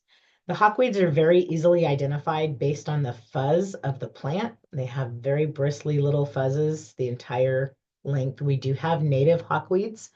So make sure that if you are looking at hawkweeds and you think you have an invasive, always ask. It never hurts to get a definite confirmation one way or the other. Oxeye daisy is very widespread throughout the low mountain areas of eastern Washington. It is a class C. We do not mandate control in Yakima County. It's often found in higher pastures, forested areas on this side of the Cascades. Escaped aquatic ornamentals affect our riparian areas very, very rapidly. It doesn't take them long to get established, especially if people aren't looking for a problem. So yellow floating heart was brought to Yakima County as an aquatic pond landscape ornamental. One person bought it, got it established in her pond, shared it with 3 friends, and we now have it in 4 ponds in Yakima County. It is very difficult to control. We have been working on controlling these particular locations for 15 years. We seem to knock it back a little bit and then it kind of recovers and comes back in force. It reproduces by rhizome as well as seed. It can go dormant and stay dry for long periods of time. And as soon as water is reintroduced to that pond, it will come back. So it's one of those plants that's really difficult to control. And it got moved around because one person thought it was a beautiful plant for their fish pond and shared it with 3 other people. Excuse me. We also have parrot feather in Yakima County. It was an aquarium that was dumped into a creek that was a tributary to a pond, and we now have it in 2 ponds in Yakima County. And I believe it has moved with some wildlife, but knowing the people where the initial plant started, talked about how their grandchild dumped the fish tank thinking that they were going to give their fish and the plants a nice goodbye. They didn't think the plants would survive the winters here. And then we found this. The parrot feather does very well in Yakima Valley. You could almost walk across that creek.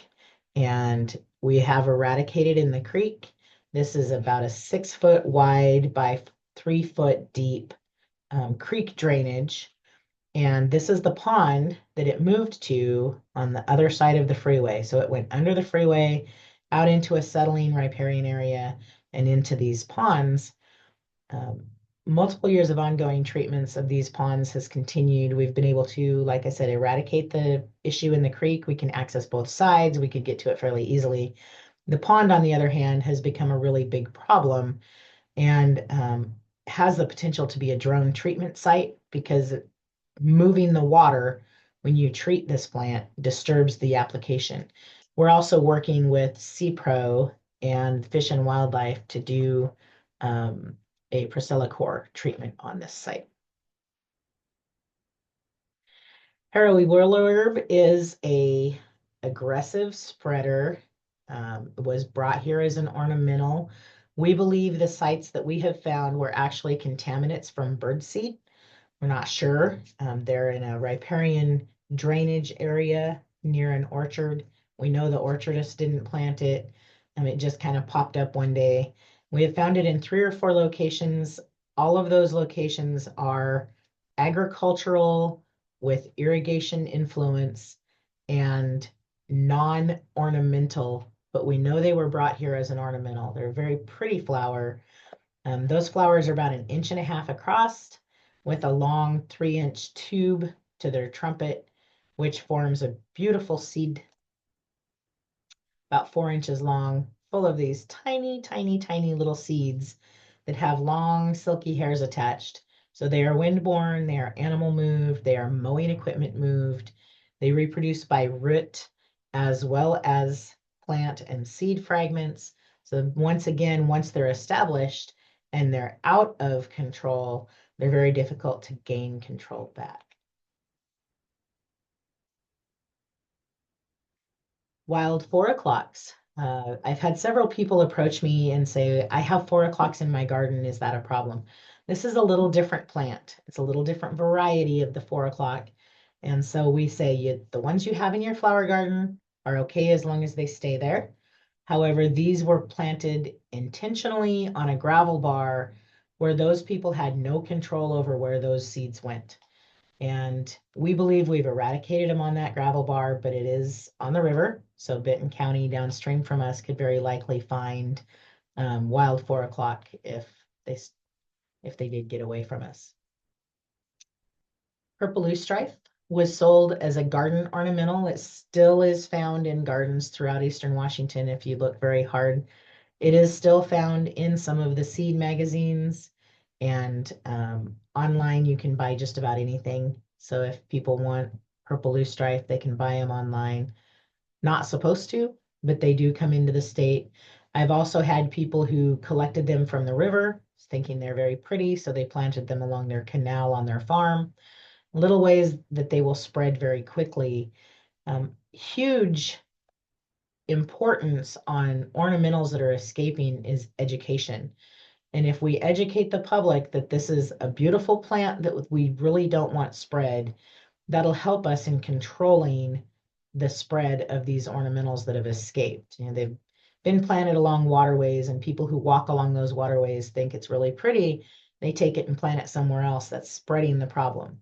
So it's still sold in magazines. You can still buy it. You can still find it along the river and along a lot of riparian trails, riverbanks, canal systems. So our goal is to educate the landowners. We help in Yakima County, we work with the Yakima Nation, and we do a spray treatment along the river system to try to contain it and keep it from spreading further. Yellow flag iris was sold for a long time, and in some places I think you can still buy it as an aquatic ornamental. Does very, very well in very wet areas. However, it turns those areas into a sediment collection. It increases sediment levels, it disperses water, so it causes flooding. It is not good food habitat. It is toxic seeds, so grazing animals, if they feed on the seed pods, can have problems. The seeds of this iris are viable, which most ornamental irises do not reproduce from seed. They have a sterile seed or a non-developed seed. Yellow flag iris produces very well from seed. They have several seeds in a pod. That pod pops open, the seeds float, and then you have them downstream.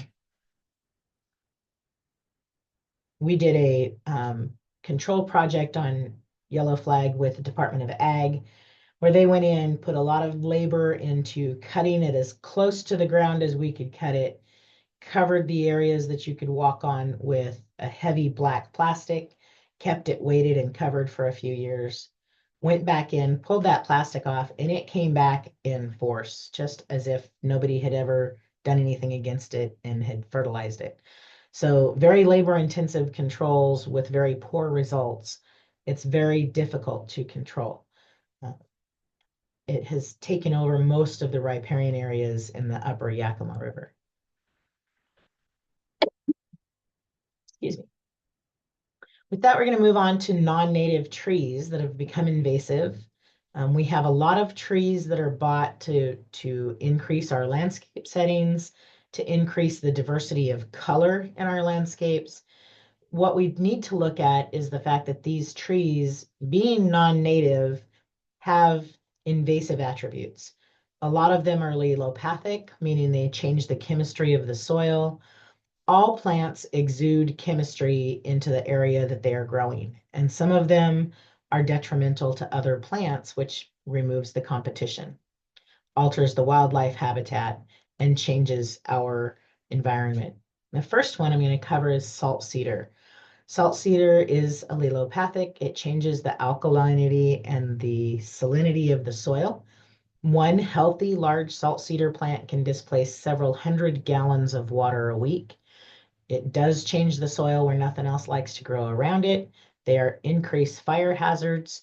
So they're huge problems, but they are still sold as the smoke tree, as the pink flowering bush. There's a lot of different common names for salt cedar. You can still buy this online. You can still buy it in a lot of the plant books. So be cautious. Know what you're doing. It's a Class B. It's not supposed to be sold in Washington State.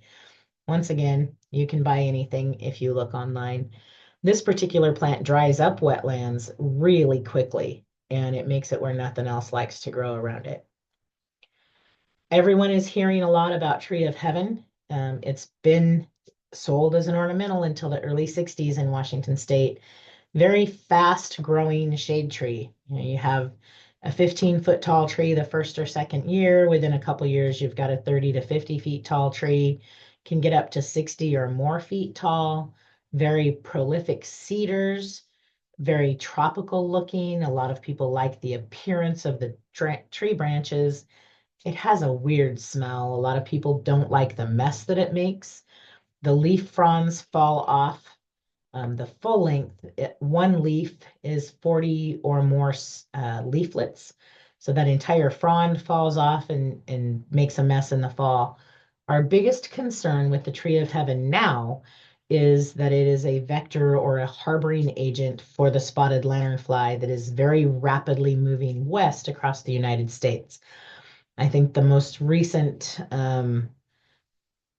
data showed that it was in Chicago, Illinois, which is a main rail hub for the Pacific Northwest. The fact that the lanternfly lays its eggs on any solid object and it loves to winter over on Tree of Heaven has put Tree of Heaven in the spotlight very quickly. It is also an allelopathic tree. Nothing else likes to grow around it. If you prune it or stress it in any manner, it will send up suckers from the root system. The leaves or the seeds are a Samara type seed, so they are windborne as well as animal movement. And it's a very difficult tree to kill once you get it established. So it's a lovely ornamental that has escaped. And Yakima County did a count for the Department of Ag. And in Yakima County alone, we have over 7,000 sites with Tree of Heaven on them. That's not trees, that's sites with trees, which could be anywhere from 1 to 1,000 trees per site, depending on where they're at. So very aggressive spreader, forms very dense thickets fairly quickly. Definitely a problem when it comes to escaped ornamentals.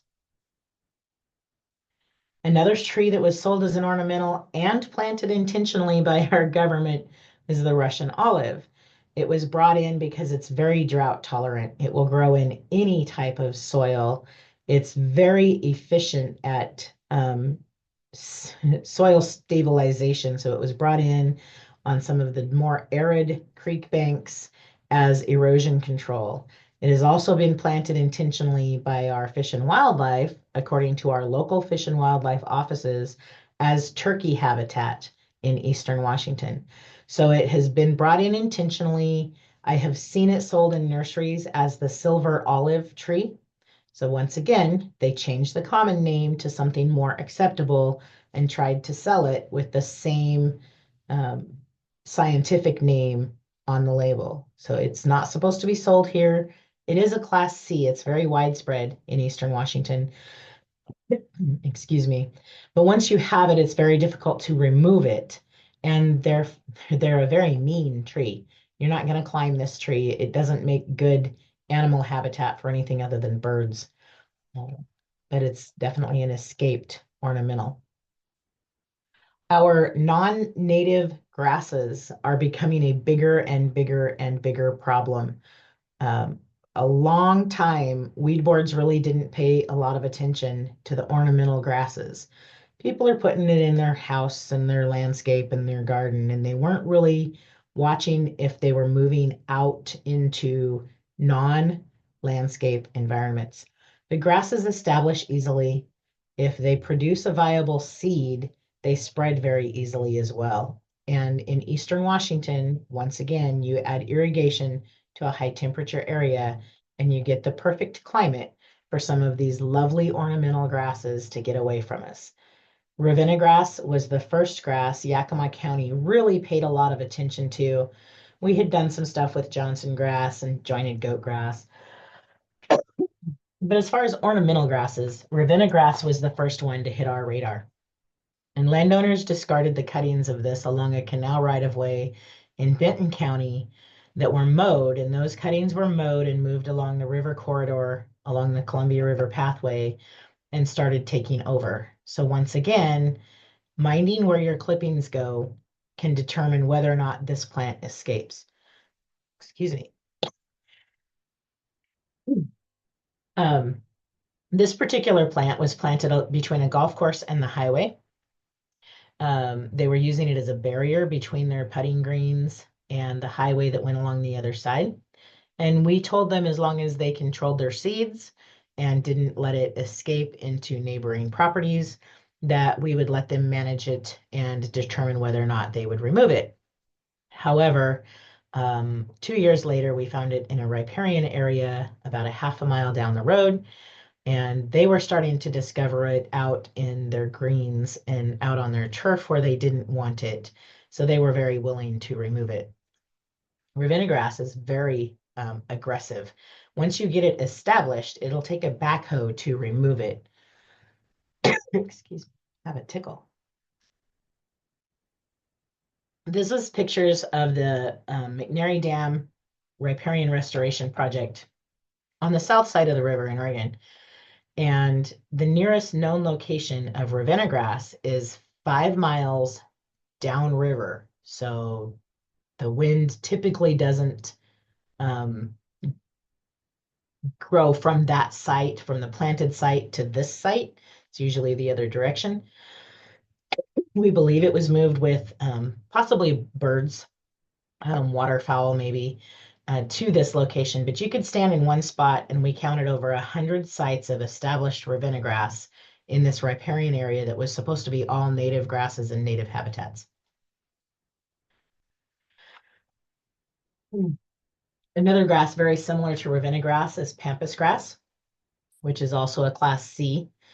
Um, Once established and allowed to get established, especially the way our climates are changing, we believe the seeds aren't typically viable in Washington state. However, with Ravenna grass and with some of these others, such as pampas grass, the viability of the seeds increasing very quickly for especially Eastern Washington, where we have the longer, warmer growing season.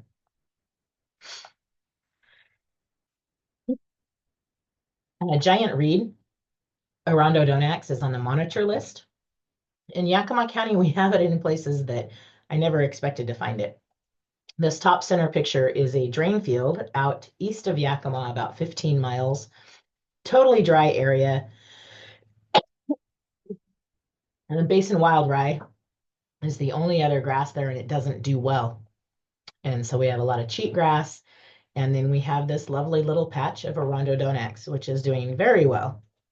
What I found out is it's on the lower end of a drain field, and they planted it there on purpose. So it is considered an ornamental. It is being watched. It's on our monitor list. This is a Master Gardener's trial garden. They did remove that site. However, this is just on a roadside development area. The city decided they wanted it as a backdrop. So we do have it quite a bit in Yakima County in places. We have found it on irrigation ditches, and that's where we have them remove it. This site on the upper left was planted near an irrigation canal. We found it in 3 locations downstream and in the vicinity of where they intentionally planted it. And so we had them remove it.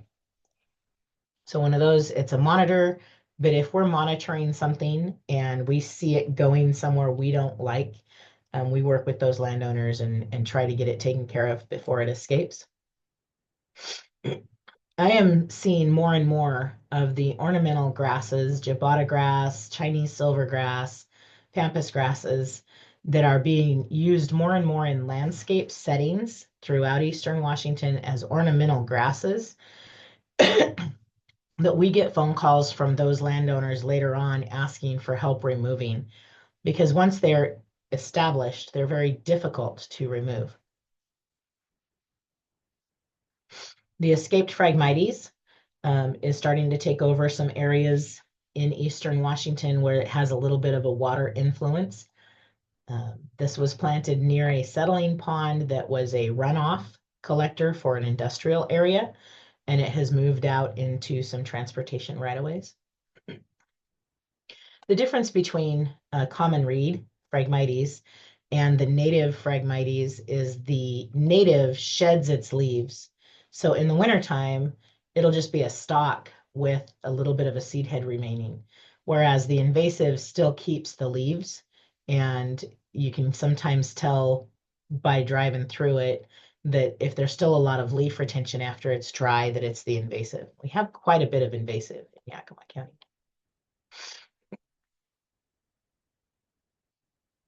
Hanging sedge is fairly new to our list. I think it was added in 22. I've talked to a few counties. We have not found it in eastern Washington that I'm aware of yet. Mostly it's along the Columbia River and on the west side. However, because it's an ornamental and it could be in people's landscapes, it's very easily considered a problem in eastern Washington if it's allowed to be. Excuse me. It is native to Europe and Western Asia and Northern Africa, and it likes full to partial shade, moist areas, wetlands, streams, canal banks. There's the kale. So it could very easily establish in our irrigated environment as an escaped ornamental. It's a very prolific seed provider. It does a lot of reproduction because animal movement of seeds, as well as mowing equipment. You can see those seed heads hanging over wherever something might be mowed next to it would be a big carrier. I've had people ask me, okay, how is this different than your ornamental grasses if this is a sedge? And my description for this is sedges have edges and grass stems are round. So if you look at the stem itself, and you'll find little triangular edges on your sedges, and you'll very triangular or defined edges on the blades of the leaf blades themselves as well. And then the seeds are kind of triangular in themselves as well. So knowing that it's not just a grass that's native and looking at it, it's going to stand out a little bit, but it's definitely got the potential to establish in irrigated areas that we're not paying attention to. I'm a little ahead on my time, I think, but wanted to touch base with when choosing plants for your property. Look at the big picture, because any plant that is easily established and does well without a lot of attention is also one that is going to very easily escape if we don't pay attention to where we're putting it. Consider how the plants reproduce, what their soil and water requirements are. Will it survive without a lot of care, without a lot of babying or pampering? How quickly will it reproduce? Is it going to go to seed? Is it going to take several years for it to go to seed? And then look at how difficult it will be to remove it if you decide a year or 5 years down the road that you don't like it in your landscape anymore. The Ravenna grass, the hardy pampas grass, some of those require a backhoe to remove the root system. Trees, once they get established and get large, you're looking at $2,000 to remove an established 30-foot tall tree. So it's very expensive to remove some of these plants that do very, very well on their own. Educate and research before you get these ornamentals that are so cool and so neat and so different that they might be something very difficult to remove if you can figure out that it's the wrong choice, or if they escape and your local weed board mandates that they have to be removed. What's it going to cost you to replace that in your landscape? And then when you remove part or all of this plant, how should you dispose of it? We have people taking out Tree of Heaven that are covered in seeds. So are those seeds getting ground up and sent out with tree chips to be dumped somewhere else? Or are they being sent to a landfill where they will be properly buried? Knowing how those parts get removed, knowing how you should dispose of your clippings and your cuttings, knowing whether or not it's going to go to seed if it lays there. We have a few Japanese knotweed sites that were started because someone dumped their clippings out of the back of their truck on the side of the road. And they've now moved up into riparian areas or forested areas that are harder to treat with more limited restrictions. Knowing what you have and how to take care of it and how to properly dispose of it will help us prevent the escape. And the loss of our beloved ornamentals. Keep in mind that by the time a plant is discovered to be out of place, it has probably been there for more than 10 years and infested more than 10,000 acres. The Oriental clematis is our favorite example of that saying by Rich Old at WSU. You can drive by it, it can look out of place. Now, man, that's kind of a cool looking plant. I've never seen it. And then you start looking and you realize that it's not just that plant, but it's that plant and it's down the hill or it's up the stream. And so knowing that this is a potential invasive or knowing that this is an ornamental, but it really shouldn't be here or where you see it is really important in preventing massive amounts of time and money to be invested to control it later. I've got a little bit of time. I'm a little ahead of where I was at. So with that, I will take questions, comments, and smart remarks. Awesome, thanks Sue. There's a question for you in the Q&A about if you've had success using herbicides for controlling Italian arum.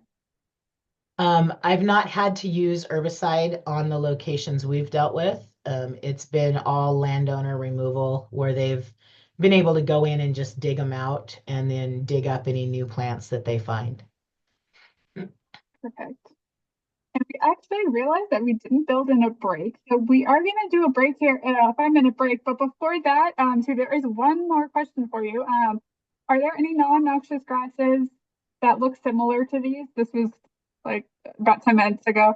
Or if we see something like this, can we assume it's likely noxious? Noxious grasses? Yeah. I didn't understand part of the question. Yeah, if there are any non-noxious grasses that look similar to what you presented. Not in Washington State. When you start looking at your ornamental grasses, there are some really tall, like basin wild rye, gets 5 to 6 feet tall, very erect, but they don't have the feathery seed heads that these invasive grasses have. They don't have the plume of seeds on the top. Um, Jabata grass, hardy pampas grass, Chinese silvergrass, they all have a very frilly or fluffy on, which is why people like them, is they have that fancy feathery look to the growth of them. Or they get more than 5 feet tall and fill out and make a great border. There are no native grasses that get that big or have seed heads that aren't more grain-like than feather-like. Excellent. Okay. Awesome. Looks like you answered that question. Thank you for the question and answer. We'll continue to monitor the Q&A, but let's take a quick break and we're going to reconvene at 3 p.m. sharp. Okay. All right. Thanks so much, Sue. Thank you.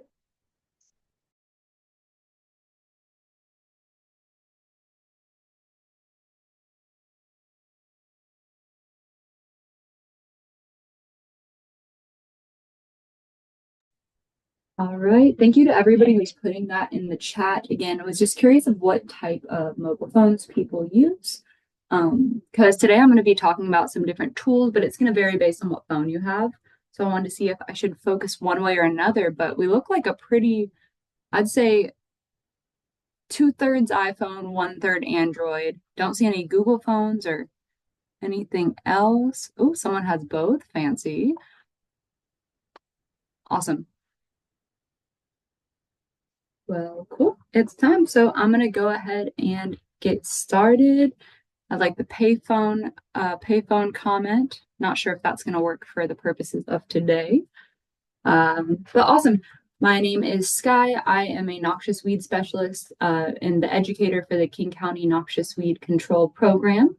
And today I'm going to be talking about using phones as a tool for plant identification, but also about how we are using Inaturalist for tracking, and then also how our group in particular is using Inaturalist as a reporting app for noxious weed reports. Further, how you and your group can do it too, but we're going to get into that. So first things first, why am I talking in a presentation about phones. Well, the thing is, plant ID is the first step of any weed control practice. As many of you here know, it sounds like we have a lot of professionals here. It's really essential that you are using the right controls because, bull thistle and creeping thistle look similar, but they have different root structures and they're going to have different controls. So plant ID is super essential, especially for the concept of early detection and rapid response. I find it particularly helpful to be using phones as someone who doesn't have a botany background. I think phones are a good way for us to take down a barrier and also acknowledge that folks like myself who got into the field by working in the field, I'm not carrying my 5-pound flora around, believe it or not. None of this is to disregard the power of actual literature and all of those things, but I want to acknowledge the fact that we don't walk around with these heavy books, and sometimes you're alone in the field, and you want to know what the heck you're looking at. But when it comes to EDRR, a lot of plants, folks like myself and others just tend to recognize newer plants by the flowers. This is an opportunity for us to learn how to ID things earlier on in their growth, be able to take controls earlier and prevent infestations. Also, the tracking part is going to be pretty key. But the way that this is going to work is I'm going to talk about a couple of apps. Some of them are going to be built in depending on what phone you have, and some of them you could choose to download.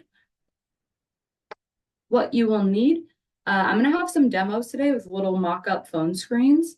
You can absolutely follow along today. If you're attending from a phone, I wouldn't try that. That seems really confusing. I'd just watch along. But if you're watching from a computer, if you have your phone on you, and it's helpful if you have a photo of a plant, preferably an outside plant. They don't always work as well on house plants. That would be great. You also need internet access, which if you're here, that shouldn't be an issue. And then just the ability to navigate your phone's web browser, so internet, whatever that looks like for you, or the App Store. So how do phone app works and how do you take useful photos? Well, for one, the way that the phones work generally is that you take the photo, you give it to whatever this app is, and it looks at your photo, it analyzes it with its little computer brain. It analyzes to see its features, and then it looks at other photos of similar things in its database with those features. And if they're lined up enough and they know what this other species is, they compare the two. And the more overlap that there are, those more comparable features, the more confidence that these apps have that, hey, this is definitely this plant. But in order to get it to look at the features, you need to have a good photo. Because I've given talks similar to this before, and then people are like, well, why didn't this picture work? And it's just like a blurry blade of grass. So I just want to give a quick little one-on-one in what tends to be a useful photo for computer brains. So good photos. Clear, not blurry. We don't need, a professional camera. Even the worst iPhones totally work. You just want it clear enough. We don't want a busy background. We want an obvious focal point. Individual plant deal is helpful. And the more features that you have, the better. So hop into the chat and just based on those descriptions between photo 1 and 2, which one do you think would be better for using it for apps? Okay, maybe I made that too obvious. Great, everybody seemed to get it. If you didn't hop in there yet, the answer is going to be number 1. And that is because even though the leaves are clear, if you look closely with your human eyes, again, with the computer eyes, they're just scanning this image. And when they're scanning the image, they're seeing a bunch of green and it's blending in with the background. We also have some blades of grass in there it might be picking up. Yeah, but what would make this even better is if it had even more features. And that's because, things in the same family or genus, they might have similar leaf structures, but they might have different flowers. If you think of violets or petunias, those types of flowers, the individual species and varieties, you can see it more if you have more features. So in this example with tansy, what would be even better is a flower photo. But let's look again, starting on the left, of some variability here. Here's a photo of tansy that is just a bit unfocused for one, and it's busy. So again, computer brain might scan this as a giant shrub, not very helpful, might even see the person more. This next one, this photo in real life, it's actually a pretty clear photo of tansy in the center, but that's tansy ragwort here. On the sides, we have common tansy, and the computer eyes will see that. And additionally, it's still a little bit busy. Here, on the other hand, this is the creme de la creme. I think that's how you say it. We have flowers. We have some leaves. We even have a little cinnabar moth here. No blurry background. This would be a great example of what you could use. And also recognizing that the internet is your friend. And again, the flora, other places, also your friend. We're imagining we're in the field right now and we have phone service. The internet's your friend, because there was a time I was filming a video on Inaturalist for Washington State University, and it could not identify this creeping thistle, even though it had flowers and everything, because the light was too harsh, whatever. I was like, am I misleading the people? What would I do in this situation? I ended up just searching online types of thistles in Washington. And right away on the first page, we have 22 different types of thistle plants, thistles and how to identify them. And then even one of my program's own pages. And while this isn't the thistle that it was, it's in the lookalike section. So the internet's a really great resource. But also, if you get down to a genus, for instance, you can use your flora or any other botany tool, but the world's your oyster.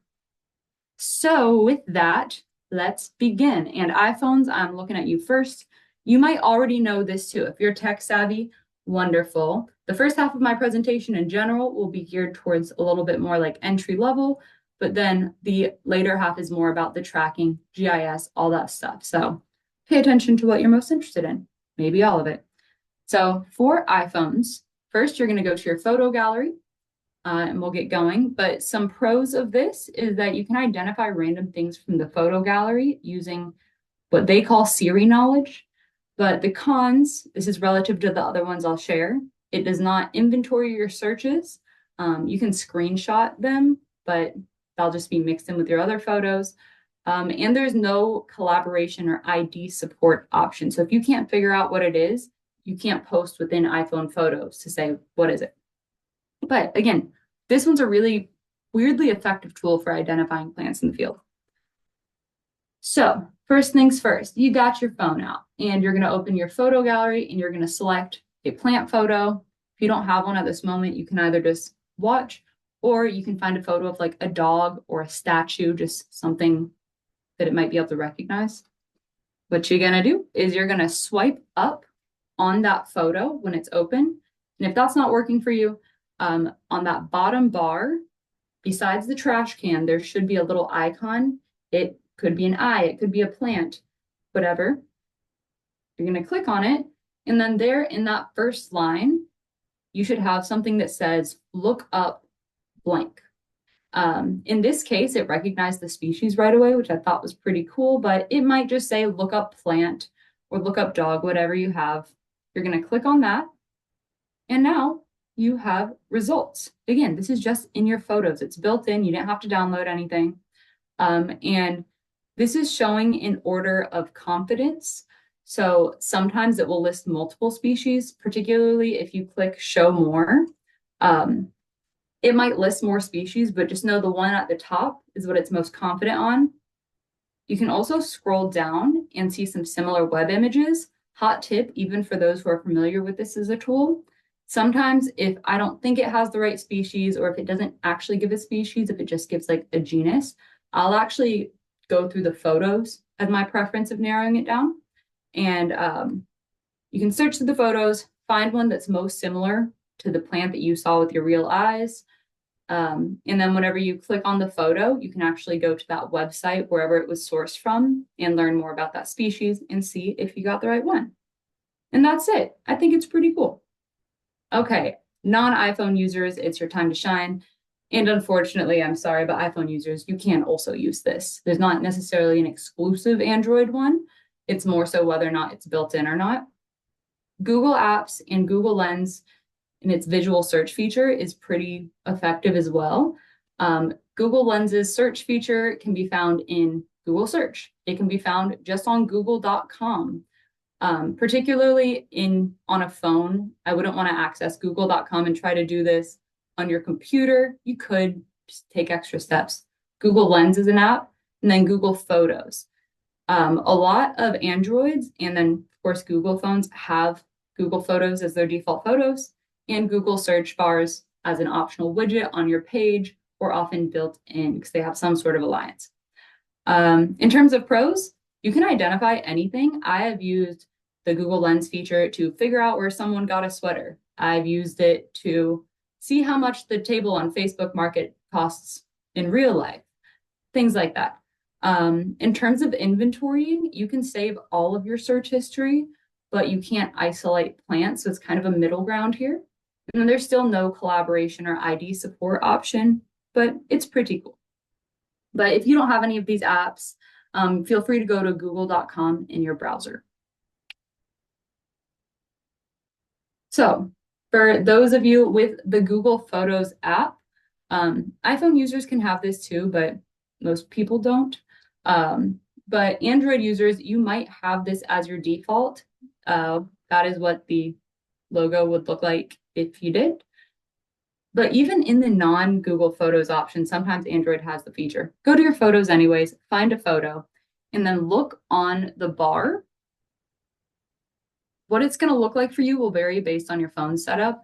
But generally, when you do this, there should be a lens button or a camera icon looking thing of some sorts. You click on that, and that's going to bring you to this Google Lens visual search feature. You can adjust the edges here to focus on the area that you want it to focus on. And then here at the bottom, it's similar to iPhone in the way that it gives you these options in order of confidence.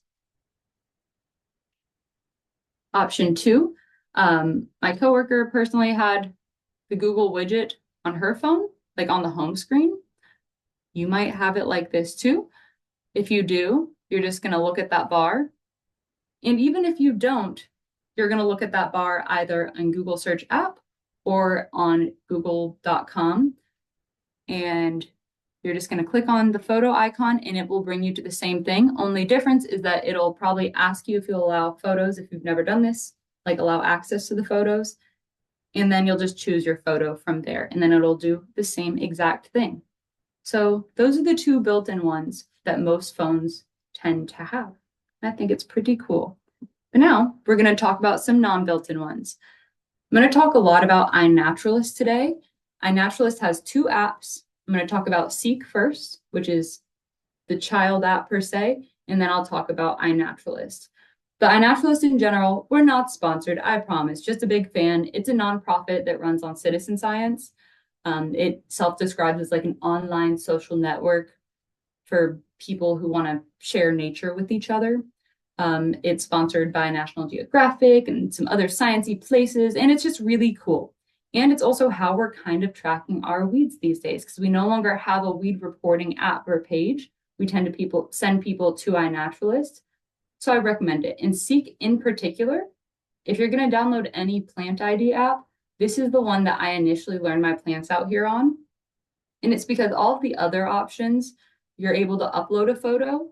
This one, you're able to use your phone live. It essentially, instead of scanning a photo, it scans the live stream of the video.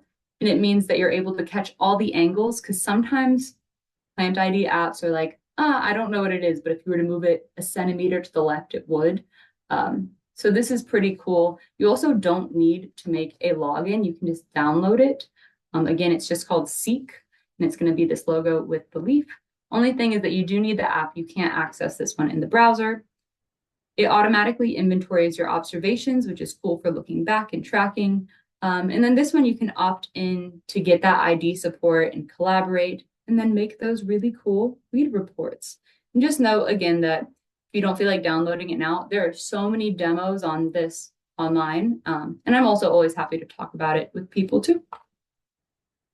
So assuming that you have Inaturalist Seek app, you're going to open it, and this is what you'll see. First, I'm going to talk about how we can identify things.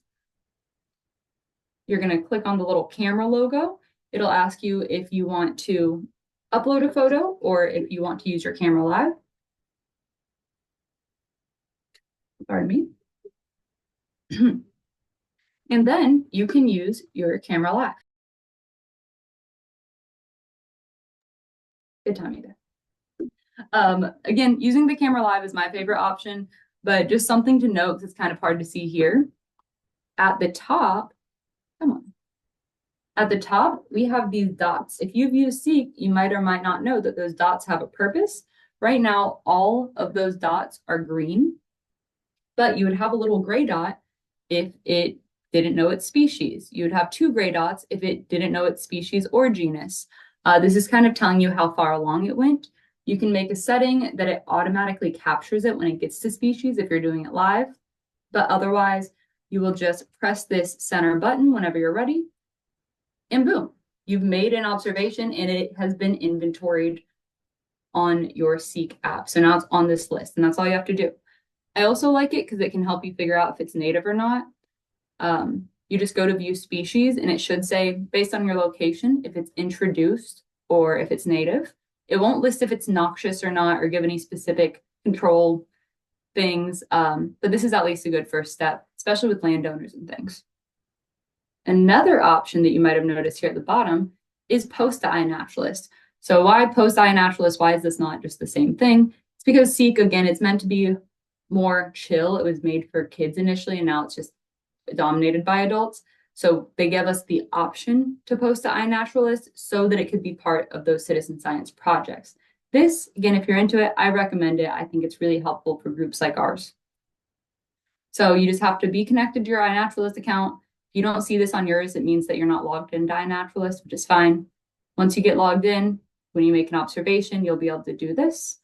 And here's the screen. You can update the location, the geoprivacy. Essentially, if it's at your house, I don't recommend keeping it as open unless you don't mind people knowing what plants are growing there. There's people who will look for plants based on location, so I'll usually change it to obscured, and then I use open for any public spaces.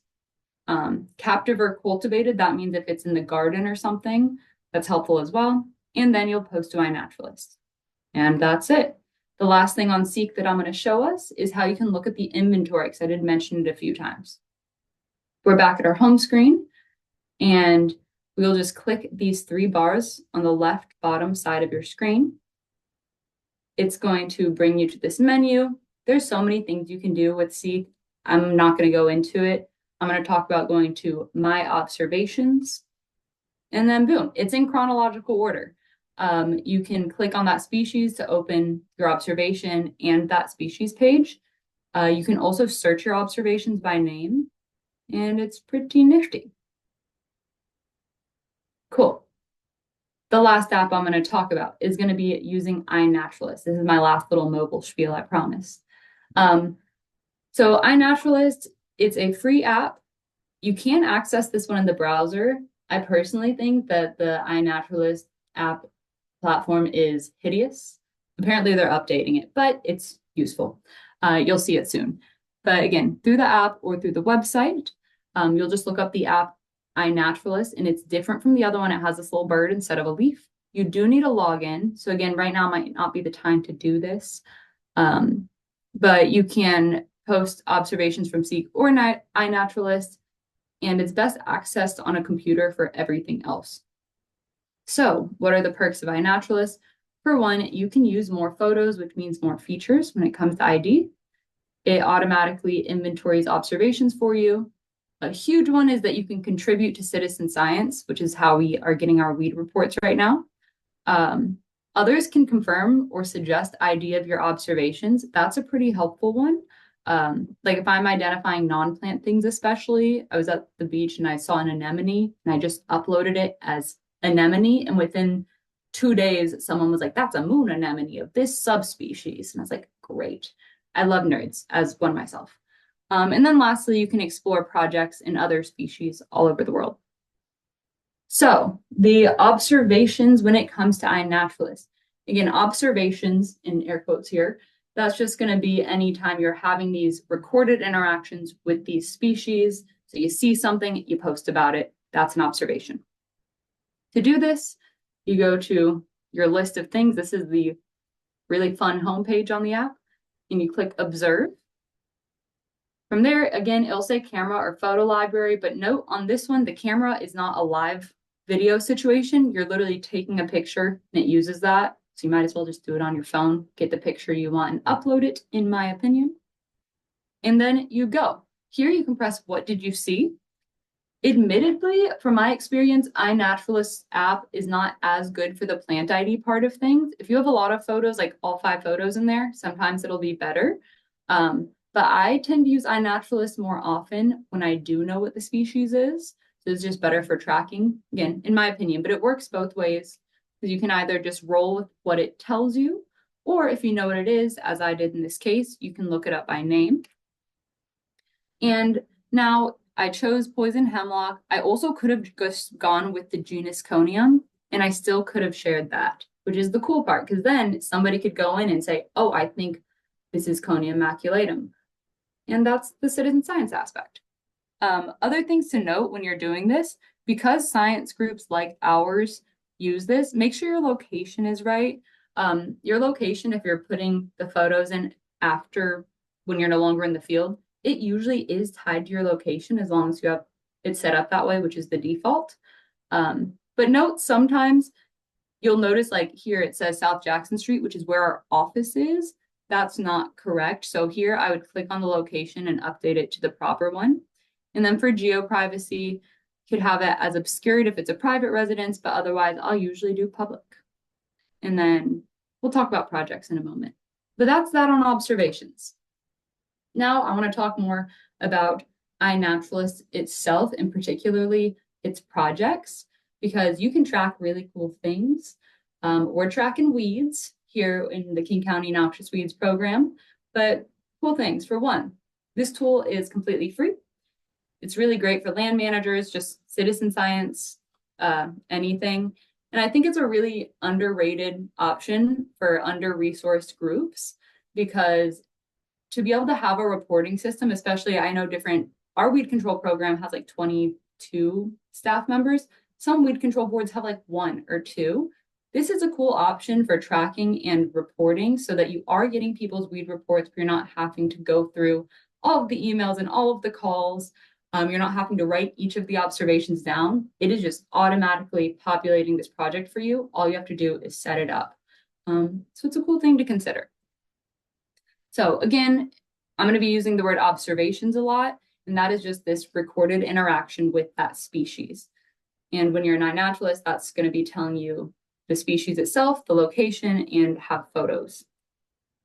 An iNaturalist project, on the other hand, it is an intentional collection of observations from the iNaturalist database. And by that, I mean that you have this project, it's been set up to show certain observations.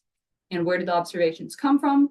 Well, as of last week, when I put this slide together, there were 220 million, almost 221 million observations worldwide.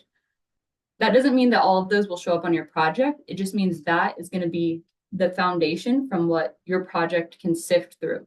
So you can sift your project out by saying, I only want to know these species. And then of those 220 million, your project will just display the species you selected. You can also add location, and we're going to get into that. So I said that an iNaturalist project is an intentional collection of observations from the iNat database. So what makes a collection intentional? It is the parameters that you set, whether that is to track particular species. In this example that I just found on the iNat page, someone made a project, so they wanted to track all of the UV fluorescent organisms. They had no location on it, it was just worldwide. So that project shows the entire world map and then where all these species are.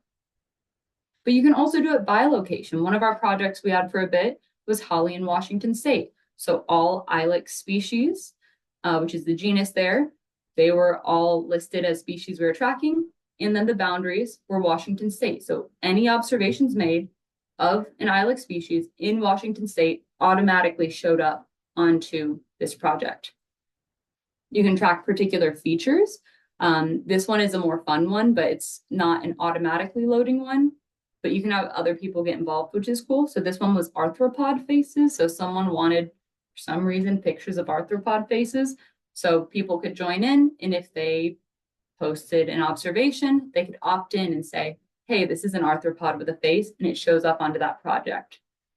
And then the cool thing is too, it doesn't just have to be for work. It can be for play too, like this one for invasive plant dyes.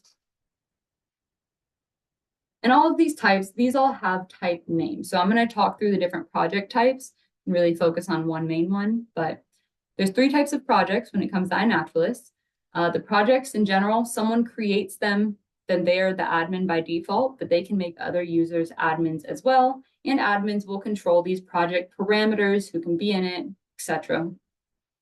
The first type of project that I'll talk about and go more in depth on is a collection project.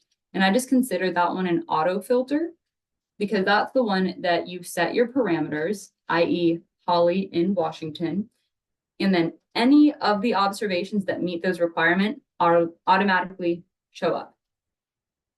This is a good option for most people if you're making your first project.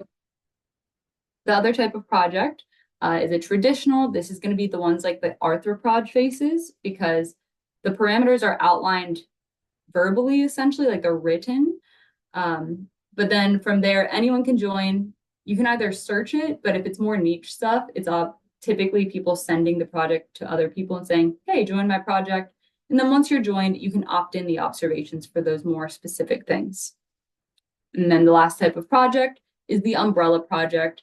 It can include any existing projects other than other umbrellas. And this is just a good way to see everything. And I'm going to talk about how our group has different ones of each of these. Also, I have a QR code on the next screen if you want to check out our project on your phone, but no, I'm going to quickly pull it up in the browser as well. So an example of one of our collection projects is the Noxious Weeds and Monitor list. Here we have our project parameters that are set are every single species that are on the noxious weeds or weeds of concern list, all of their subspecies, hybrids, whatever. And then the geography or the bounds are going to be within King County. The cool thing is, right off the bat, 38,007 observations last week when I screen grabbed this. And that means we didn't have to go out and collect these. We didn't have to bug people for them. These just met those qualifications and are now in our project and something that we can look at it because it is citizen science data. So let me go back to my clicker. Oh, okay, come. Ah, I'm so sorry. My mouse just disappeared. We're not gonna let me click on it, are we? Well, oh, this was not an anticipated issue. Well, one moment, I just have it. This hasn't happened before, so let's see if I can just pull it up in my internet. Yeah, cool. Great. Okay, so here's that project. Sorry about that, y'all. So once we open the project, what we're seeing, okay, wow, we've already gained almost 100 observations since last week, which is pretty cool. And this is what the project page looks like. Here, I'm looking at observations, but you can see the species. In the observations, you can look at it in a grid form, which is typically around like the timing of things or your interest. I like to look at it in map form. And these individual dots are all observations that you can look at, which is pretty nice. And again, in terms of our species, it is just these things on the list. It shows in order of how many observations there are, but there are over 8,000 observers that we have here. And again, these aren't people that are opting into this project. It's just what happens when you post on iNaturalist. And then identifiers mean that people who are saying, hey, yes, I think it's that species. That's those people. That's why it's a smaller number. So it's pretty cool. All right. And back to the slide. Great. All right, cool. Another project that we have going on that's a collection project that really drives in that early detection rapid response situation is going to be our regulated weeds project. I know it looks very similar to the last one, but this one's different because instead of 374 species, we are only tracking 62 species because there are regulated noxious weeds in King County. And we set the quality to research grade, which I'm going to talk about how to make a project and be more clear on that. But essentially, it's one that at least 2 other people have said, yes, it's that species. So this one, you'll see we have smaller numbers, but in terms of early detection, rapid response, it's really cool because we can see these things that we didn't know were there otherwise. Here's some examples of species that are on that list. We have giant hogweed, sulfur cinquefoil, hanging sedge. And a really cool example is this bog bulrush, which you might know as rice field bulrush. This is a Class A weed in King County, which means it's one of our top priorities. And in September 2021, Peter Zika, who is a research associate at the Berker Barium, was at this existing restoration site in Redmond, took a picture of this plant, posted it, and we saw it in May of 2022 because we were just getting started on this. And yeah, excitedly enough, this was our second sighting of this species that we're trying to prevent from becoming an issue in the county. And that year, we were able to go ahead and get on it. So we had our specialists go out here. We have Tom Erler, who is our iNaturalist fanatic, and he went out with Ben Peterson, who's our aquatic weed specialist. And we've gone out every year since. We've even brought more people into the field because this is an interesting weed to be aware of, because we can prevent it from becoming a big issue. And that's what makes these projects especially cool. Again, as I showed on the last screen, the observations go in order of which species have the most observations. So you could scroll all the way to the bottom and see the less common ones, and those will tend to be these weeds that we're not really aware of. So just as a way that we're using it as an EDRR tool. Cool. The next project I'm going to talk about are traditional projects. These ones are ones that it's more so for those who are more established on iNaturalist already. And that's because you need at least 50 observations to create one, because this one takes more intentionality. People could make them willy-nilly. So there's a little bit more restriction here, but this is also a cool one because you outline the parameters and then other people can opt in. It's going to have lower numbers. Like we have a noxious seedlings and seedlings of interest project. Our parameters are that we want it to be seedlings that are noxious weeds. And we only have 180 observations here compared to some of the ones with, 38,000. But that means that 180 times while making an observation, someone or people just like clicked to choose this to add it to the project. And the purpose of this for us was that we want to better be familiar with what noxious weeds look like when they're young so that we can prevent them from being an issue and just be more familiar in general. But you could do it too. So if you're already on iNaturalist, you don't need 50 observations to join it. To join projects like this, you're going to search it by name on the iNaturalist platform. You're going to go to projects and search projects, and you're just going to look up noxious seedlings and seedlings of interest. And I invite you to join it. Again, the parameters are going to be that it should be a seedling that is a noxious weed or weedy species. But this helps us out, and that way you can look at it too. So how you add things to the project once you join first, and then you're making your observation as we have. But now we're actually going to look at that projects option that's on that observation screen. And you'll see that when you're part of a traditional project, you can opt it in. So on this one, we would opt in, this is an observation, and now it just shows up as an observation, and it now shows up on this project. The last project I'll talk about are umbrella projects. And these ones are exactly what it sounds like, umbrella term, it's an umbrella project. You can select related projects that you want to be part of it. And all of the observations from those projects show up into this umbrella project. The map of observations also will no longer abide to, for instance, for us, to King County, because we added projects that were not constricted to King County.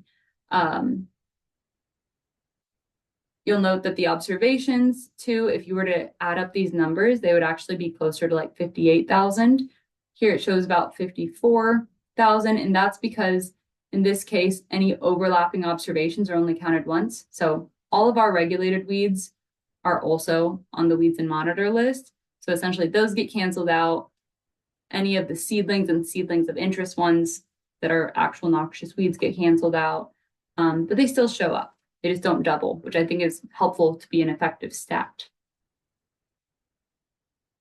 And again, there's a bunch of types of projects. Here we put ones that we found that were related to King County weeds, but the world is your oyster. So now I'm going to walk through the ease of creating a collection project, which again, not expecting you to follow along because this would be best done on a computer. But I just want to show how easy it is, that it's not a huge daunting process, even if you're not technologically advanced, self-proclaimed.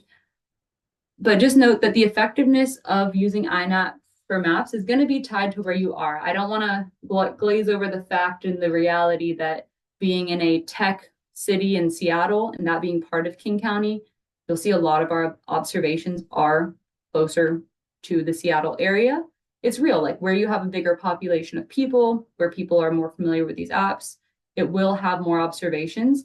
So if you don't have 38,000 in the project you create, don't panic.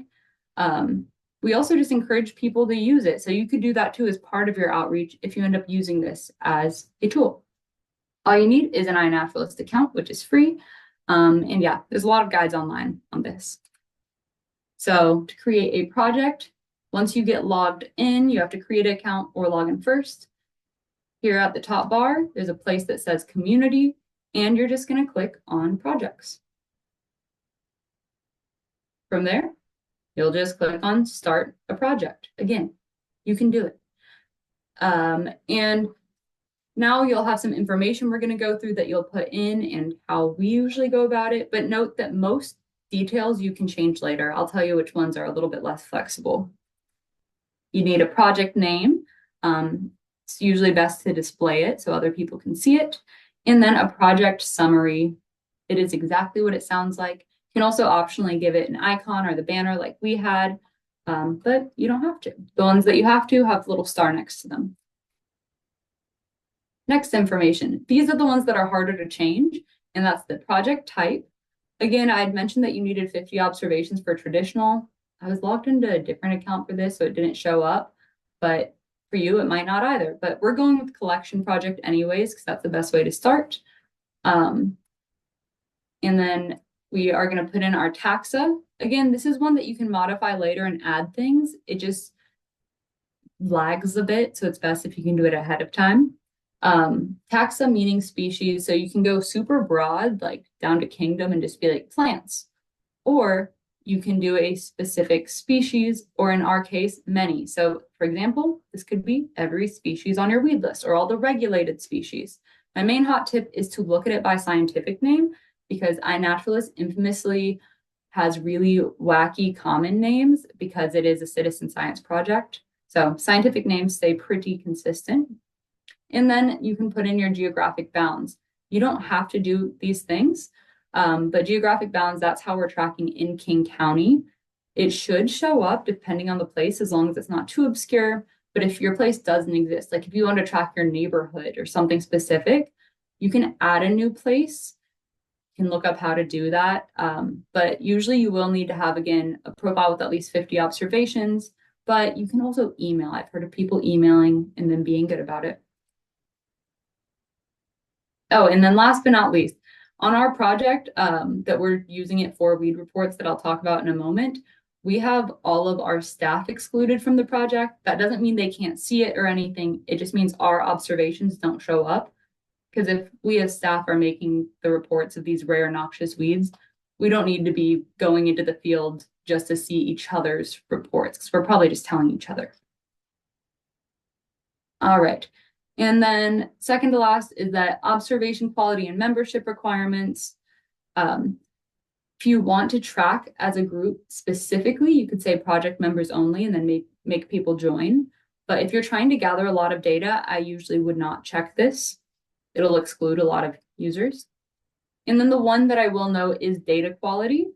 I briefly mentioned this earlier, but there's research grade and needs ID, and then casual. The two that we have checked, this means that those ones have photos, locations, or dates, and dates. The research grade ones additionally have at least 2 different users that agreed that the species is whatever it is. Casual ones are either missing photos, locations, or ID, and a date, and they're just not helpful for science. And then lastly, establishment means if you are tracking weeds, you might notice that there's a native or introduced option. Assuming you're putting in each individual species, you can just leave it as any. But if you just want to kind of get started and see generally introduced plants, back at the taxa part, you could put in plants, and then you could choose introduced or native. And then last but not least, optional date range. Usually any is a good place to start because that just means any observations ever. But when we're tracking annual changes and putting this into our database, we will duplicate our project that is set as any, and then just edit the dates from there to be January 1st through December 31st to track annually. But good place to start is any. And then last but not least, I'm just explaining trust briefly because it confused me. Essentially, whenever you do the obscured locations, if someone joins a project, they can opt in if they want you to be able to see their obscured locations, but it has to go both ways. Okie doke. So now for the really fun part of how we are using Inaturalist data as a reporting system for noxious weeds. For one, again, you can 100% just use the projects on their own. This is what we've done up until this year. I just wanted to share how we're integrating INAT data into our work maps and plans using GIS, because I think it's pretty nifty and can be useful for other groups. But exciting part, and I beg you to not leave after this, I promise, I only have like 10 more slides. It's time for the code word. So if you are here for a WSDA pesticide credit, this is for the last code word of the day. Again, it would be cool if you stayed on, but know your truth. All you need to do is go into the chat and you're going to put in your name, your pesticide license number, and the code word EDRR. You don't have to write it out. Again, this is in the chat, not the Q&A. Code word EDRR. If you have multiple people who are watching this together, you just need to put those in as separate chats.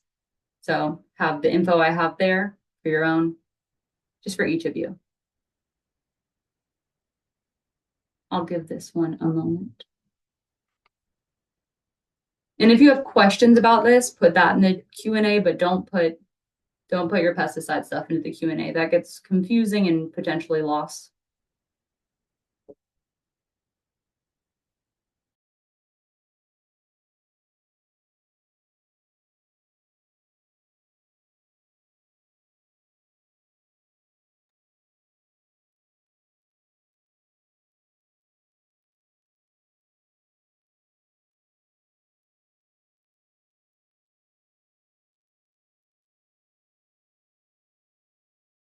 They're still coming in.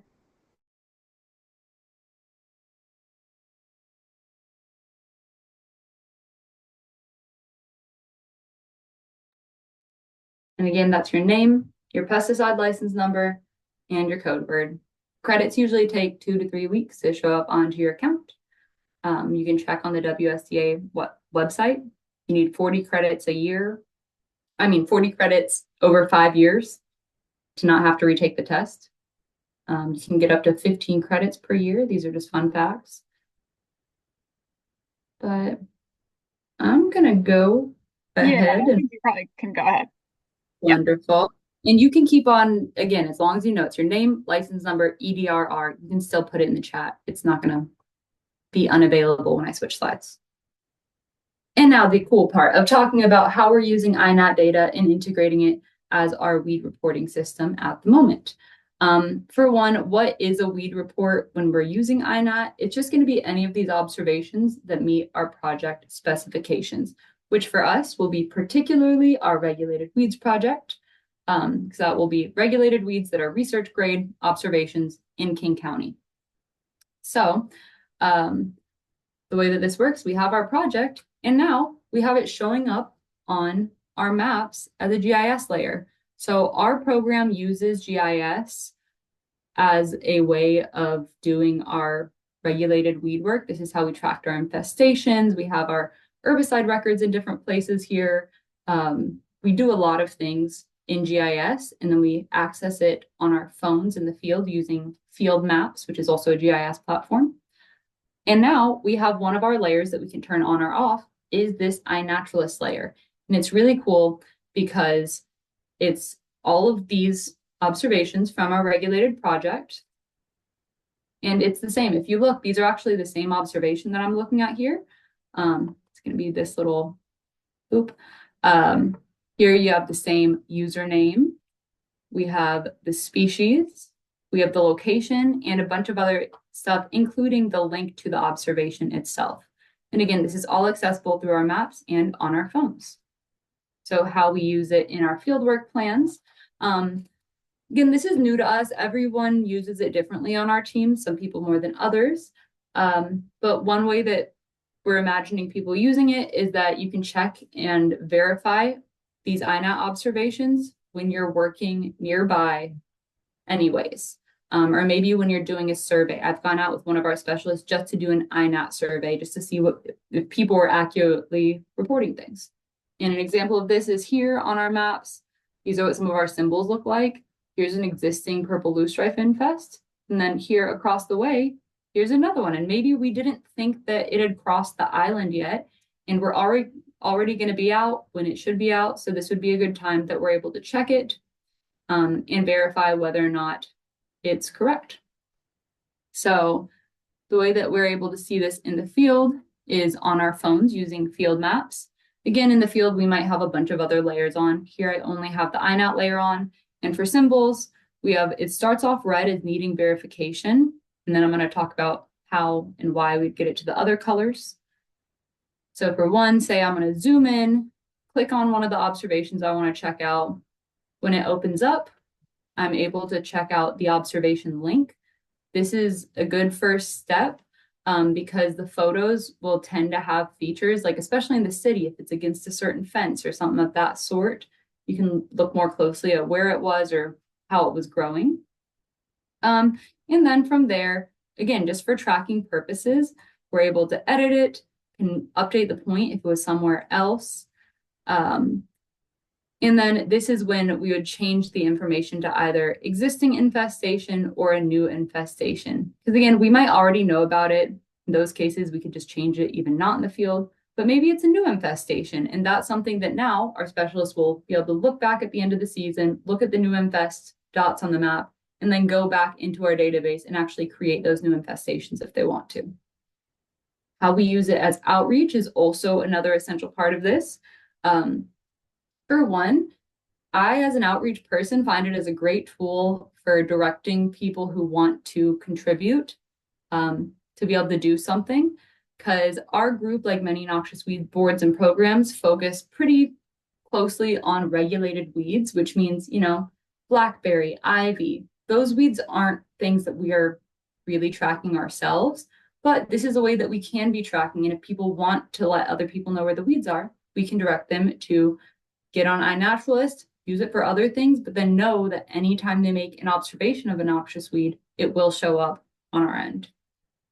It's also nice because you can go into those observations and communicate with reporters. Like we went to one that the point was definitely just in the wrong place, and we were able to message and be like, hey, we came out, we can't tell where this was. And they actually messaged back and we're like, hey, yeah, it was on 71st and 3rd. Sorry about that. It's pretty cool. And then I think the coolest thing we're able to do in terms of outreach is we're able to confirm people's things as reports and then provide information that might lead them to control it themselves. Tom Earler in particular on our team has these observation fields. So each observation has a section that you can add fields to other people's observations. And he goes through, and as they come through, he's very diligent and adds the fields of whether or not it's legally required for control, which links to the laws page where people can find the species page pretty easily and control the weed themselves or just learn more about it.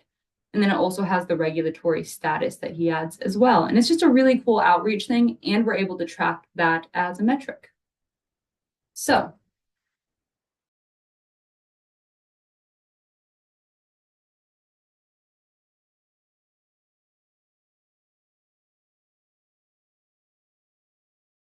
simplified version of how this is happening in the first place. Because even as a more tech-savvy person, this was a bit over my head. But it's still cool, and I want to share it. And just know, even if this doesn't make sense to you, if your group thinks they would benefit from something like this, at the end, I have contact information of our specialists who would be interested in helping you get it going. So what we use to connect iNat to maps is, for one, our existing iNaturalist collection project for us, the regulated weed ones. We, in particular, will try to do this as an annual thing, where we'll duplicate this project and then give it that date range. So we can just keep it for year-to-year update, so our map isn't just inundated with observations from like 2004. Next, we use some ArcGIS platforms, in particular Enterprise on the computer and Field Maps on the phone. And then all of this is orchestrated using code. So this is through Python code, and then there's an application called Visual Studio Code. But essential parts of all of this are your people. So again, I've mentioned Tom earlier. He, an essential tool. But if you want to do this, you just need an adjacent specialist who's also committed. If you're just starting a project, you also don't have to be that committed, but it has been helpful for us to be able to actually benefit from seeing these new observations. And then very importantly, your own Mattia Boxcolo. Or just a GIS coding savvy person, or just someone who could upkeep with it. Again, I have Mattia's contact information and Tom's at the end, because Mattia said that he's happy for me to connect people to him to help get them started on this. It would just be good if you have someone on your team who could at least somewhat maintain it. So how this works, essentially, we are facilitating a conversation between iNaturalist and GIS, and we do this remotely using code.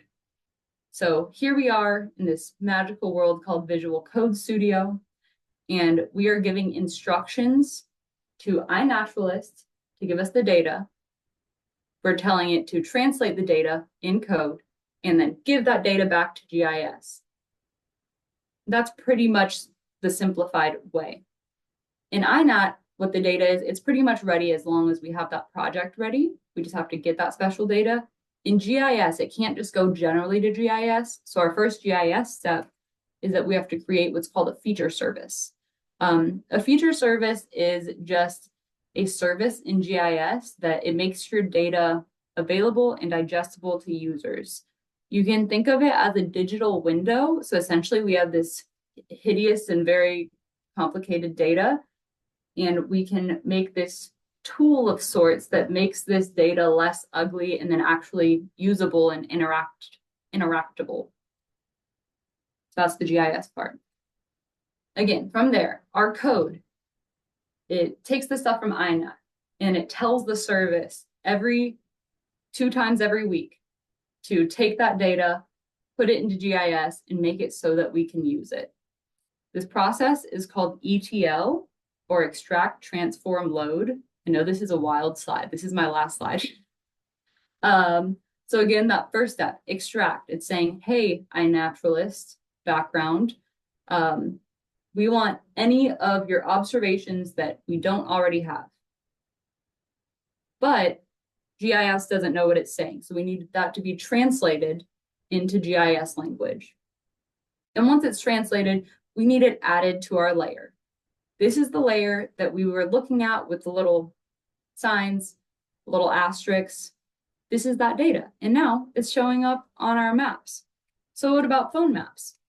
Well, phone maps are just accessed. Again, this is just a layer at this point. And now on our phone maps, as long as the layer is there, this is all automated. So the super cool part about all of this is that we're not having to go in every week and adding these layers and typing the data in. We have this tool going so that twice a week, any new observations that meet the project, which again, that's also automatically adding things, these are just showing up into our layers due to this really fun tool. So again, this takes a lot of funky code, but all you need is a human to put it into code for you. And Mattia said that as long as you have a project going and are using GIS, that is definitely possible. So that's all I got. Again, if you have any iNaturalist questions or need support there, Tom Earler is your guy. I'm also pretty savvy there as well, but he's definitely the base for the setup. And then Mattia is a great person if you're interested in doing this GIS script situation. So yeah, I'm good. I didn't go over. That's good. I think there's one question in the Q&A for you. And the question is, do you have to search for projects like the weed seedlings, or will the app suggest it if it's in your area? Ooh, okay. So that's actually, I am not sure. I know for like traditional projects, um, you can search for it. But then if you're just looking for projects in general, there are filters, and I bet you can do it down to locality. I just haven't tried it myself, admittedly. But there are filters when you're searching for projects. Perfect. And are you working with WSDA to generate a statewide mapping project? Ooh, no, definitely not yet. That is, I think it could be really effective and again, pretty easy to do. This is just, we've been doing this for less than a year now in terms of the GIS component of things. And before that, it was just an INAT option that has been existing for years. But that's a great idea, Sue. I know that WSDA like only just got their full GIS team hired in the last like couple months. So it could be something that they want to do in the near future. Would be cool. Wait. Any other questions? Last minute questions? Otherwise, I think we can turn everyone loose. Wait. Thank you, everyone. Thank you for spending your afternoon with us. We hope you learned a lot and yeah, had a good time. Bye. Bye, everyone.